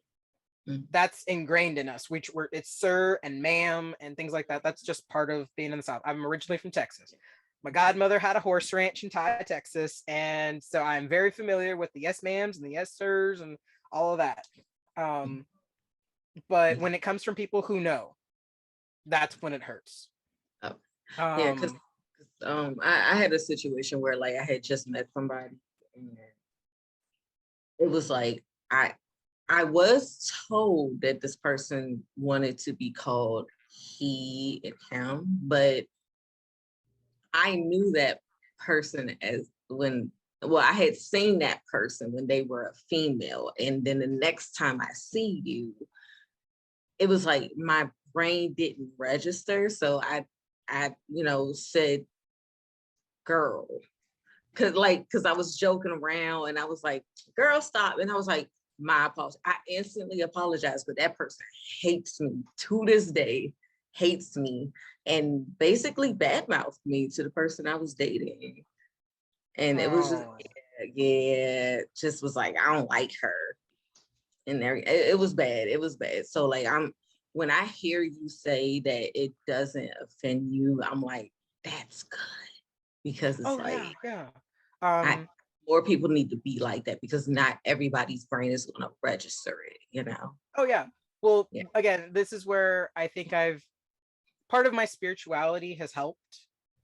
One of the Greek gods that I actually gravitated to when I was very young was the Greek god Phanes, who was like the last primordial to be born into existence in Greek mythos. Phanes was actually intersexed, like fully both male and female, and represented like the union of the two coming together to propagate. Like before that, things were just popping into existence. So Phanes really invented sex and intimacy between people, and was really the deity of love before Aphrodite was. So here I am researching all this, and I'm learning, wow, there's more than just this and this. And I found my enlightenment and my identity through my spirituality, which honestly, I really do feel that your identity is a spiritual journey, because my dad always described it as we are immortal spirits living a mortal human existence. And that's a struggle. That's going to be a struggle, because yes, we are meant to be more enlightened and accept bigger concepts than we will ever be able to embrace in this human life. So when I look at it in that regard, anybody who's going through a transition, you're going through an internal transition. Everyone around you is going through one too, because they have to transition how they see you. Yeah. That's a whole process that you have to also allow them to do, because if you don't let somebody understand, because this can be a grieving process. You'll have mothers that'll be attached to their daughter who's now a son, and that can be jarring. Maybe they never wanted a son, but that's a whole journey they're taking too. But not all of it is out of malice. Like my dad at first was like, when I first told him, he was like, okay, all I need to know is what's your name, son. And I about cried, and I was like, it's Jaden, Dad. It's Jaden. It's still Jade. And he was like, okay, I can be down with that. But then my mother was like, no, you realize she's only doing this to please you because you didn't have any sons. And you always wanted a boy. And again, bullying my dad again. And he's like, are you sure you're not doing this just for me? And it took him years to release that anxiety. But once he did, he came down on my stepmother and my stepsister, and he was like, no, Jade is he is my son, he is your brother, he is J. Michael's uncle. No, that's how it is. And my dad was one semester away from finishing seminary, Baptist. Like for him to come to grips with like, this is not my path. This is your life that you have to live, and I have to honor that. I love you. If you love somebody, you have to let them be who they are. So that's where I tell you, when people who know me do it intentionally, that's when it hurts. I can tell when it's an accident, because you're transitioning with me. I lived 16 years as Amanda. I didn't have another nickname. I didn't go by anything else. So I had friends who only knew me as Jade, who are coming to my defense. And I'm like, no, they're still coming around to it. Or maybe I hadn't told them yet. Like everybody around me, it's a paradigm shift. So it's kind of like, if I actually have a book that I wrote, Eclipse, my first one, was me coming into my identity. And it was so fractured. I had 3 main characters that were different parts of me. And I'm fleshing them out as I'm fleshing me out, trying to figure out what's going on up here. And because at first when I was younger, I thought I might have been gender fluid or two-spirited or anything like that. Like I just wasn't sure if I was completely the other way, but then I went, no, my body is my body needs to be male, because that's just how I connect to the world. I do identify as like demi-romantic. I love connecting with another soul. I don't see gender. That's not what I'm looking for necessarily. I do find that mostly women tend to stay with me. Men tend to be a little bit more intimidated. But I mean, I've grown into myself, and I'm realizing if you love somebody, you have to let them be who they are. And that's where I was saying that mutual respect with religion, with your faith, with your identity, with your preference, with, if we can just respect that it's their life to live, it becomes easier. And when somebody comes for you, that's not about you. That's them. They have an insecurity, they have a fear, a phobia even. Or it could just be the unknown.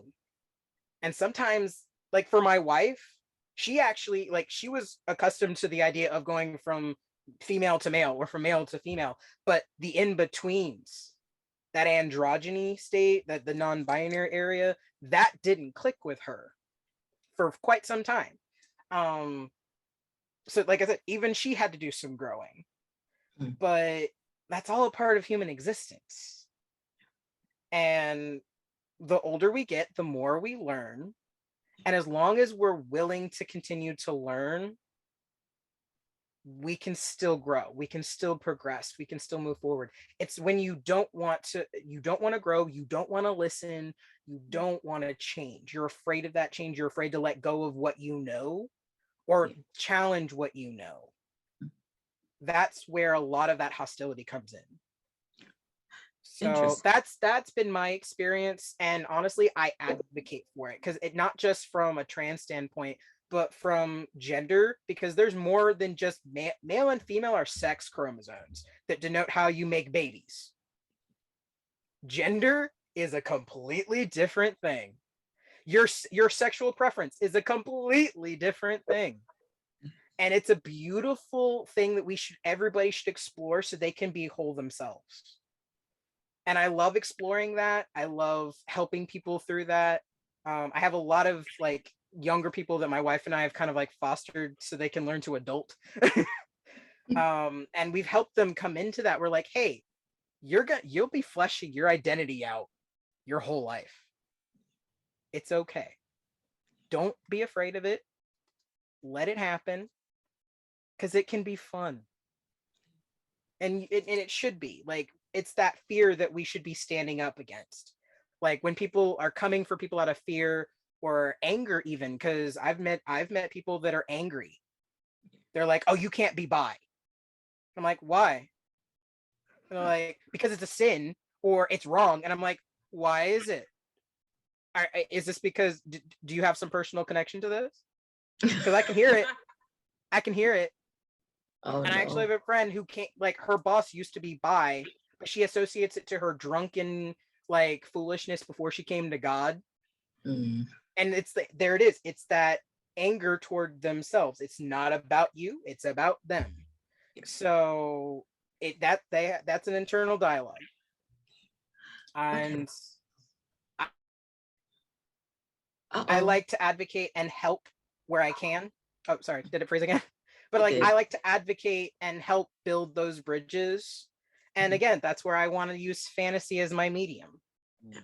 Because I can't tell you how many times I've seen people go, I connected, I felt something from Kylo Ren. Or I felt something from any character in a movie or a TV show or a video game. Like, they felt something, they felt valid, or they understood something they never understood before. And like, I get it now.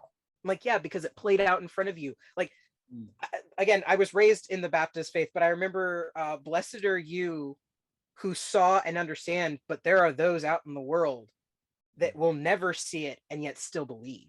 Yeah. Oh, this is where I tell you, I'm omni. I do see other faiths. I do see the truth in it. Honest to God, those very last chapters with David, where it's like, where did you get this strength from? And he quotes 1 Corinthians.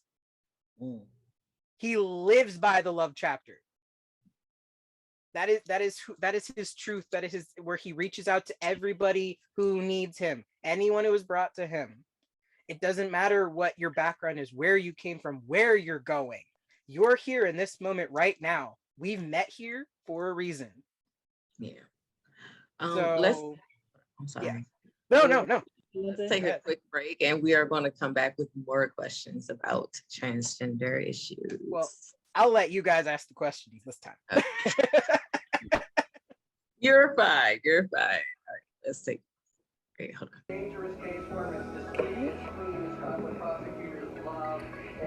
Ooh, isn't this pretty?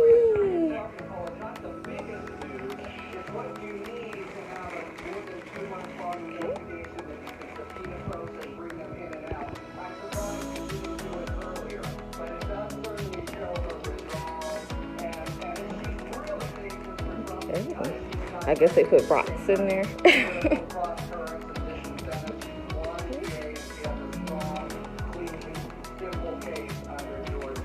Soft.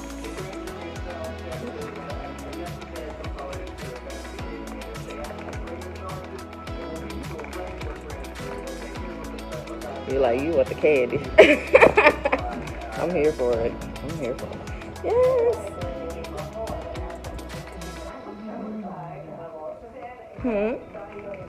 All that they have in here. Cute little bear. Saying hello, sunshine. Oh, they said hi.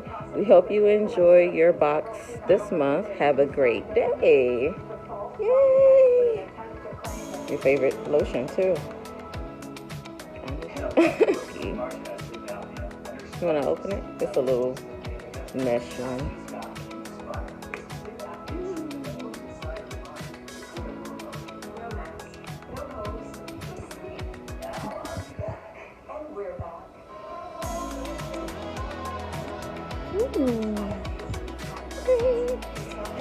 You got a new cup too. Oh, what's this? Oh, I thought that was a gift card for something. Yes, paint set. Oh, it's a wind chime. Do it yourself wind chime, Angel. Some nice socks for your feet. And a cute little bear. So adorable. Okay. All right.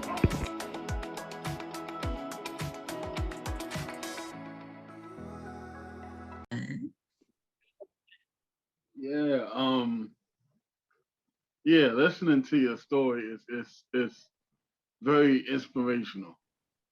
I honestly just sitting here listening to you. I actually don't even know where to start or end. It's just it's listening to it. It really shows how much you had to go through, and some of it is honestly a shame to listen to. How some people have just treated you, and you know it's crazy that we as people can be so evil to others because of titles. And that has been one of my biggest things. It don't matter who you are, who you identify yourself as. We all human. We all got 10 fingers. We all got 10 toes. At the end of the day, we all got the same blood running through us, the same veins. Like, and some of us have so much hatred to the very person that if everything went down at that moment, you're gonna need him. You'll rather need him to be alone or need her to be alone. You know, you would rather somebody be there. So that's just it's insane. But if I had to think of one question, I would ask you, do you have any regrets to anything? Is there anything that you wish you could go back and maybe said differently or did differently?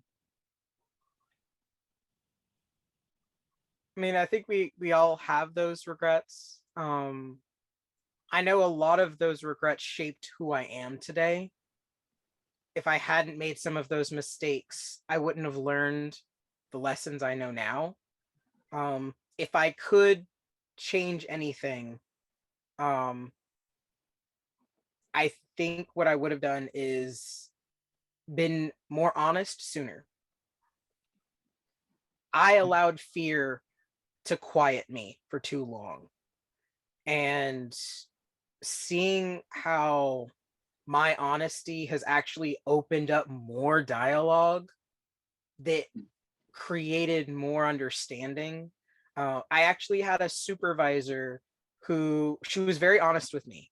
She did not agree with the transgender idea, because she was of the mind that you are what you're born as. However, she had heard people on the sales floor referring to me with male pronouns, And she was like, as your supervisor, I need to make sure that you are working in an environment that you feel safe to come to work. So if you're comfortable discussing this with me, I want to be able to provide that for you. I want to know what I can do. And I said, the fact that you're asking me this is why I'm going to tell you. Yes, you have a different worldview, but you're willing to extend that olive branch and try to understand. That's what people need to hear. And because we actually took like a whole 30 minutes on the clock for me to explain to her, what it meant for me to be trans. But I'm not as complicated as she thinks it might be. It's actually quite simple. She actually stood up to me, to her manager, who actually grilled her and was like, unless there's surgery, we're not entertaining this garbage. And she had written my review in male pronouns. And that's when our manager came up and she got in her face. And she would, instead of being intimidated and staying quiet, she went to the department manager and said, this is the original one I wrote. She already changed it in the computer. I can't change it back. But could you please give this to Jaden? He deserves to have it. Yeah. And they snuck it into the paperwork and made the manager read it to me. She didn't know it had been changed. Oh my gosh. But because I allowed her to learn and understand, I gave her that grace. I was given it in kind. Now I know that's not always the case. Again, I've been met with people who just straight reject. But if I'd stood up for myself sooner, if I had been honest and I'd been brave enough to just be truthful instead of hiding, I would be much further along than I am now. And it would mean that I could be doing that much more good. Cool. That's interesting. So I want to get a little into like things that have been happening like in the news. I know it's probably not as trendy as like it was probably last year, but a lot of trans women were getting killed because they weren't disclosing that they were transgender to people that wasn't their preference, which is wrong in itself. You don't kill people because, I know, hold on, Tryst. Listen, it's wrong to kill a person for that, but I can understand somebody snapping. But my question is this: do you think that trans women should disclose that they are trans to people whose preferences are what they would call cisgender women? So my stance has been honesty is the best policy. However, it's not always safe. Yeah. To be honest. Now, that's a gamble. Whenever you're going into the dating game or you're going into any kind of demographic where you're going to be engaging with people, that's a gamble you got to take. Remember, for a while, I did not disclose. And it bit me later. But when it comes down to things like that, especially if you're in a dating situation, if you want to be identified as a female, but you have not completely transitioned, you are not surgically reassigned, yes, I do think you should be telling any kind of a partner, hey, this is a thing. Now, the only reason I state this is because I actually was going to a counselor because I was having so much difficulty at the law firm. It was really grating at my mental health. And she explained to me that, yeah, there are some people who never fully physically transition. Like it's just not an option for some people. However, that does not devalue their identity. And she actually had a patient who was a trans woman, identified as a lesbian, but was very anxious about trying to find a female partner. and happened to meet another woman at a club and was like, hey, before we have sex, I need you to know this. And this woman, oh my God, bless her, because she went, so what you're telling me is you don't use it. And she was like, what do you mean? And she's like, why the hell shouldn't I think of it as a dildo? Like, if you're open and have conversation, if you are disclosing, there's doors that you wouldn't even think are possible. Like I said, I didn't even think it would be possible for somebody to see me as a cis man. Yeah. But if you're open and you're honest and you communicate safely, obviously, safely. Yes. Now, I understand that this is a travesty, but honestly, that's also like a whole other problem on fear. And a lot of hate comes from fear. Yeah. So again, if you're going to be going into the dating circles, dating and then actually like moving to that next base, that's a gamble you're taking. But if you're honest and you're upfront, just like you really should be anyway, any kind of partner, like, hey, I have a condition, you should be telling your partner that you're with. You should be honest about being open and vulnerable. I mean, I have certain spiritual connections to my intimacy, but that's not the same for everybody. But there's a certain level of honesty you have to have when you're that vulnerable with somebody. Yeah. So I do believe if it's not safe, no, you shouldn't have to. Because like I said, you got to feel safe to come out. However, you also have to acknowledge you didn't come out. Yeah. So I've always been of the mind that if you do not present, you can't be mad when somebody doesn't see you the way that you see yourself up here. Because again, I have always been trying to extend that grace to somebody who's looking at me. They're not looking through my eyes. They're not thinking with my thoughts. And thank God sometimes, because there is a horrible, horrible trend of trans individuals who, because they do not align with their values and who they feel they are, they take their life. Yeah. And I struggled with that in my younger years. Thank God my dad didn't completely understand it, but my dad was a counselor before he ever got his degree. Like, he saw it and he would talk to me. He'd be like, talk to me, just talk to me. Tell me what you're feeling. I wasn't completely honest, but it kept me going. The fact that he was willing to listen. I was still figuring it out. And that's a lot of trans individuals. They're just figuring it out. There's a lot that goes into when mental, heart, and the body don't line up. There's a lot of fleshing out you have to do. And unfortunately, it comes internally. You can get outward validation all you want, but if you internally don't have that validation, it's going to take a lot longer. That's why you've got these individuals that aren't transitioning till they're like 60, 70, because they lived a life that they thought, this is just who I have to be. And so that's why I was like, sometimes if it's not safe, or you yourself feel that you can't live with the hardships that are going to come with it, and you have to wait, then yeah, you have to wait. But you also have to acknowledge, and I know some people will always give me flack for this, the world doesn't revolve around you. Yeah. It revolves around the sun. Yeah. And the core and the Earth's core. Like, we're all sharing this planet. It's a shared existence. And when we're there to support each other, that's what makes it worth it. But it wounds me when I see so many other trans individuals lashing out, being triggered because of someone that it wasn't even aimed at us. I'm like, I understand that this hurt you, but it was not aimed at you. And you have to differentiate that. Like, sadly, I have never seen more savage tearing apart than inside the community itself. It's really sad. Like, you're not manly enough, or you're not trans enough, or you're not. Oh, it is bad. They come for each other. Shady. That's shady boots.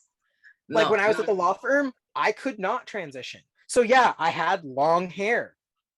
I had feminine looking clothes. I was coming straight from work to the community center. Like, so I'm going to the trans masculine group dressed like this. Now the group leader was like, no, you come the way that you are. But I had other people in the group going, are you sure you're trans? You'd push for it if you wanted it. And I'm like, like my own wife started coming to the sessions with me because she's like, do you feel like you're being bullied? I was like, yeah. And she actually started defending me. And it was funny because some of the other guys were like, yo, he's a man. He's more manly than you. He ain't even transitioning and he got himself a loyal ass woman. Yeah. Like, don't come for him. He got it figured out. So yeah, that it's tragic, but there is a certain level of safety in opening up. Yeah. But if you want to be in a situation like that, honesty, there is a level of honesty you do have to have. And you quick question. Do you think that it would be safer if like there may be like an app or maybe a dating type of speed dating type of thing, just for like if what you want is someone that is not trans, but you are trans, and you just, do you think it would be safer if there was an app specifically for that? There actually are. Oh yeah, there's actually one of my dear friends, she's my little sister to this day. She found an app specifically for ace individuals. Yeah, they're out there. The issue comes in where, are you being honest? Because there are some trans individuals that are not, they're saying they're cis. Oh yeah, that is an issue. Yeah, so if you're not honest and you've just lied to a person, that person has a right to be upset with you. Yeah. So that you see where it's a two-way street. Honesty, if you're going to be going into a situation, you need to be honest. You need to be upfront if it's getting to that level. Now, if you're just going to be talking, that's one thing. But with the minute you guys are going to be coming into close proximity and you're going to be intimate, they deserve to know. Again, unless you've completely transitioned, you have nothing left that needs to get worked on. At that point, there's not a lot of like, wow, that's a thing. No, it's still people that would be. Yeah. There's some people who, there are some people who would notice. But I have seen some transitions where you would never know.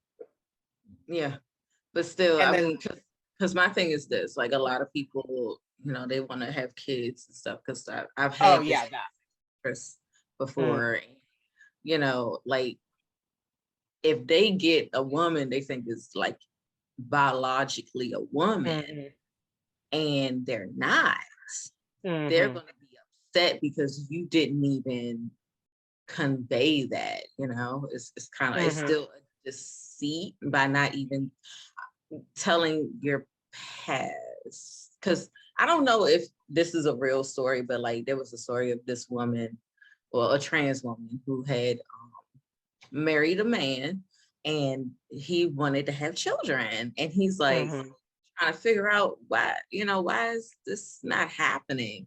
And she's like, I'm scared to tell him that I am actually a trans woman because she never told him. Like that's where, that's where honesty comes in. And honestly, that's a conversation you need to be having before you get married. Yeah. Like I said, I didn't get married. My wife and I got married on our 10-year anniversary. We'd been together. We had been fleshing out, is this something we really want? Is this really a direction we want? At some point, a few points, we were like, you're holding me back from what I want to do. But we ended up coming back together because we were like, what I want and what I need.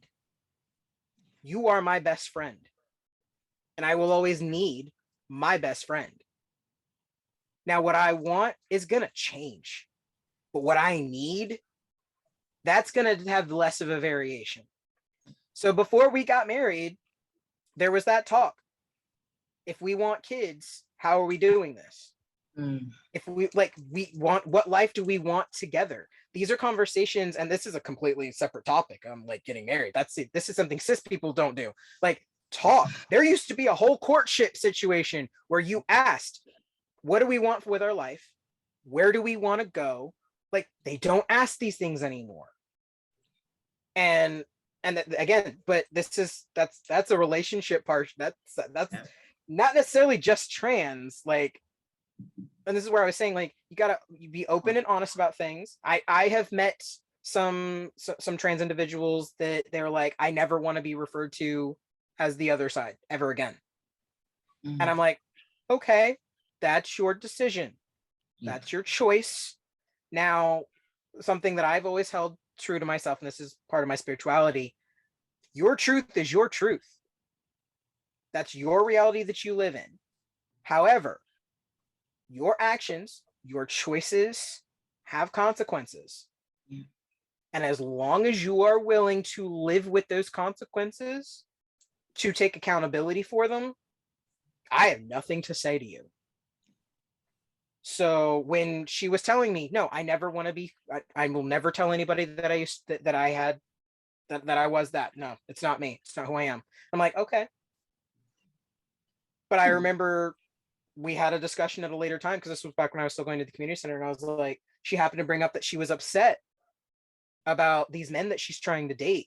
And I'm like, to be fair, I mean, your shoulders are still kind of broad. You don't have a masculine back.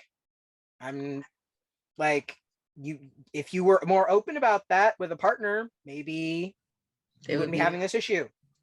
She's like, they should just accept me for who I am. And I'm like, well, that's a layer of trust and value that grows over time. It's not instantaneous. And it could be because of my upbringing, and I was not accepted, that I'm not looking to be immediately accepted by people. I'm not going to get that validation from anybody but me. What matters to me is I have societal obligations that society needs of me, and my marriage has things that I need to do. And what do I need to do for me so that I can be a contributing member of society? Like, those are what I require of myself. And I would like to be putting good into the world. I don't want to be putting out in there where I ever make anybody feel unsafe, unwelcome, devalued. I never want to put anybody in that position. But I also hold you accountable to, if you've done something, I'm not sugarcoating it for you. I'm not gonna pat you on the back and be like, oh, it's okay. And I'm like, no, there's some of your own accountability in there. And the sooner you accept that, the sooner you're gonna move past it. So that's where some people think I'm a little harsh, but I think it's a part of maturity. You have to accept that not everybody wants, person to. So I get it. They can think it's harsh, but you have to think of how the other person feels as well. Oh yeah. Be like, well, you just need to no, it doesn't work like that. So, but Tryst, do you have any questions? Oh, I mean, there's a lot I would touch on, but just especially on the last part, especially like I think you see this sometimes even with rappers and like certain allegations, like where you have people who on the low might play in certain spaces, but because of like a lot of internalized like homophobia, even like in men in general, like with patriarchy and everything, but like even especially with Black men and just how hypermasculinity like uniquely affects like our community, that like they don't have necessarily a problem with being with trans women as long as it's like quiet, in the same way that a lot of men don't have problem being with like for example fat women or plus size women in quiet, like in private. But like it's the second that like there's a risk of like people discovering that like things really become dangerous. And I was wondering, what are some ways that like, because the energy you give me is very much like you're a very soulful person with like the energy of like an advocate, an advocate, and even a missionary, and like especially with your upbringing and everything, I feel like, and like your own like relationship with like spirituality, I feel like all connects that together for you. What are some ways that you think like even beyond just like for this community in general, for us as people in general, what's some ways that you think we can all like be more honest with ourselves and like really live in a space of like centering coexistence and centering like giving people the space to grow and be, rather than a place where it is so dangerous for some people to just love and be themselves? Well, first, there's a lot of layers to that. As I mentioned, I'm biracial. My father growing up, we didn't go see his family a lot because, not because he was ashamed or anything, but because he did not want us to grow up in hatred. There was a lot of, his sisters were very upset that he married a white woman. However, he told them, he's like, last I checked, the human race is human. And our species can breed with other humans. So I don't see a problem here. I love Nancy, and that's how that is. And you can get over it. I'm not married to you. You're not married to her. I think part of it was also that was their big brother, the only man in the family. Both of them had very rough beginnings in their love lives. And dad kind of had his life together, unlike the rest of them, because he was like, I'm going to the Naval Academy. I'm going to be a pilot. I'm going to do things with my life, and I'm not letting people get in my way. So they really looked up to him, and seeing this, they were like, why are you betraying us? And he's like, I'm not betraying anybody. I'm living my life. And he wanted my sisters and I to understand the difference between the hatred and where we're coming from with everything that's been done. There's a lot of scars that are still healing. And I actually mentioned this in my last interview. The civil rights movement's not over. We're still in it. And there's a lot in it. But there was one thing my dad always taught me was, do not breed more hate. Because it's not just external. There's hatred internal that until we forgive ourselves and we heal from the scars that are inside of us, we're not going to start accepting. Like, and that's one of the reasons why I have a huge issue with a lot of rap lyrics that I hear. I'm like, why would you even say that? Oh, it's for, no. Why would you say that? Would you actually do that to a woman? Would you actually do this to another man? And sadly, I have a bunch of guy friends that stare at me and they go, oh. I'm like, lyrics have power. And this could be just my pagan background. Words are rooted in power. Once you put something into existence, once you use those words, they're out there. You cannot take them back. You have put them out into the universe. They manifest in ways that you would never think. So you've got men who listen to these lyrics about violence against women, violence against their brothers, like just gang violence that's romanticized. Yeah. And these are children listening to this. You're not like, these kids aren't protected. They're being desensitized. And now when they see the violence in the world, they don't know the difference and where they should be putting their foot down. I'm like, no. So this is brewing animosity internally, but also externally. So when it comes to being afraid, like, and this is where I say the honesty part, you're saying they do it in quiet. When you keep that internally and you keep it a secret, that hurts more because you can't be who you're meant to be. Freedom is when you're allowed to be who you are without fear. And when you're afraid of dad finding out that you have a boyfriend and you're a man, or you're afraid that mom's is gonna come for you in your weave and yank it out of your head because you have a girlfriend. When you're afraid of that judgment from your own parents, that goes down into your kids, that goes down into your friends, that goes down into how people look at you. And this is where I was saying, remember, external transition. This is how people see you. When you're angry inside, it's projecting out. And that's where people are like, whoa, what? So instead of that fear of being who you are, that honesty will set you free. Yes, you may lose friendships. You may have bonds that are going to get damaged. But when they truly love you, when they truly care about you, they'll come back and they may be like, hey, I got to be honest with you. I don't get it. I don't like it, but I don't want you going anywhere. I need you. You're my family. You're my blood. You're my love. I love you. I don't want to lose you. That's where you open a conversation. All right. So yeah, that's how I feel on that one. Yeah, like I said, stop me. Okay. All right, guys. So let's take a break and then we will go to promotions. All right, you guys.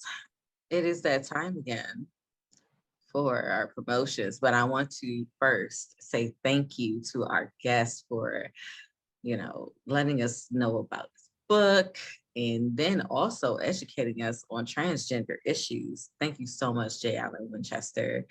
We really, really appreciate you. All right. You want to go ahead and do your promotion? Oh, certainly. So again, I am J. Alleyn Winchester.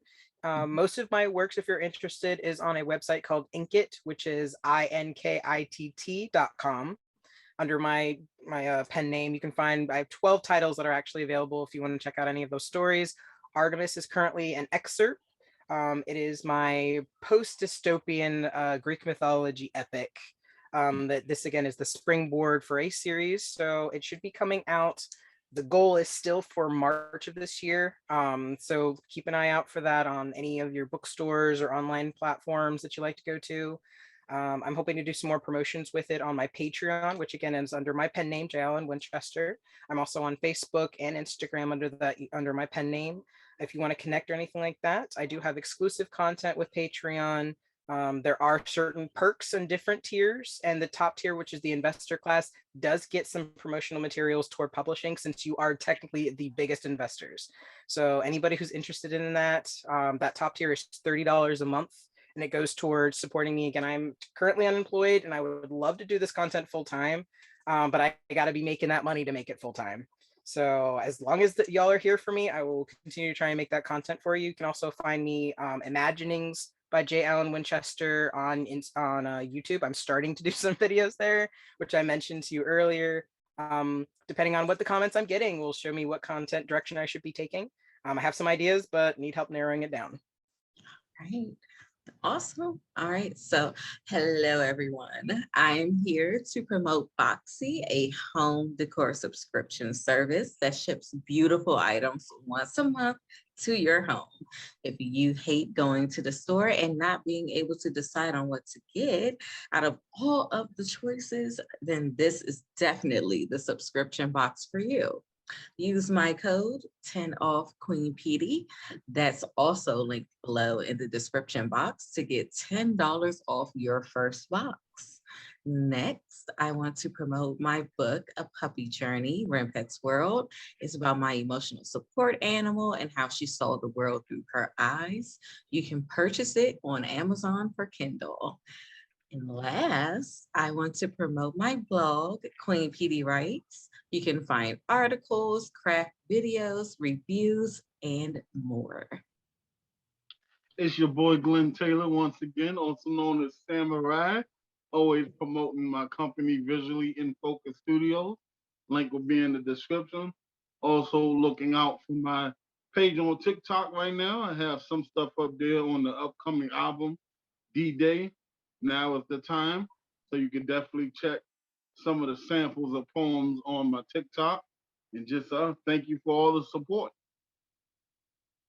Hey y'all, it's Tryst, and y'all know with the charity Believe New York. And I'm looking to spread the word about our Spread the Love event that's coming up this Sunday, March 27th from 1 to 4 p.m. So we'll be giving out hot food, hot coffee, warm clothes, blankets, toiletries, first aid kits, some sleeping bags, and really anything else we got to help those in need at Thompson Square Park. So we've had a lot of difficulty finding like nurses and social workers volunteer, and we couldn't get any restaurants to donate food this time around. So if you can donate to help, our Venmo is at believeny, and our Cash App is $believeny, and even $1 helps. So for those who can donate, please do. And for those who want to come through and help and take part, I want to thank all of our viewers for liking, subscribing, and watching. And I want to thank my co-hosts for being here with me through this journey. We're doing it together, you guys. So keep liking, keep subscribing, keep sharing. You guys keep sharing. And we will see you in the next one. All right. Bye. This is not your normal discussion where we talk all about the hard topics uncensored.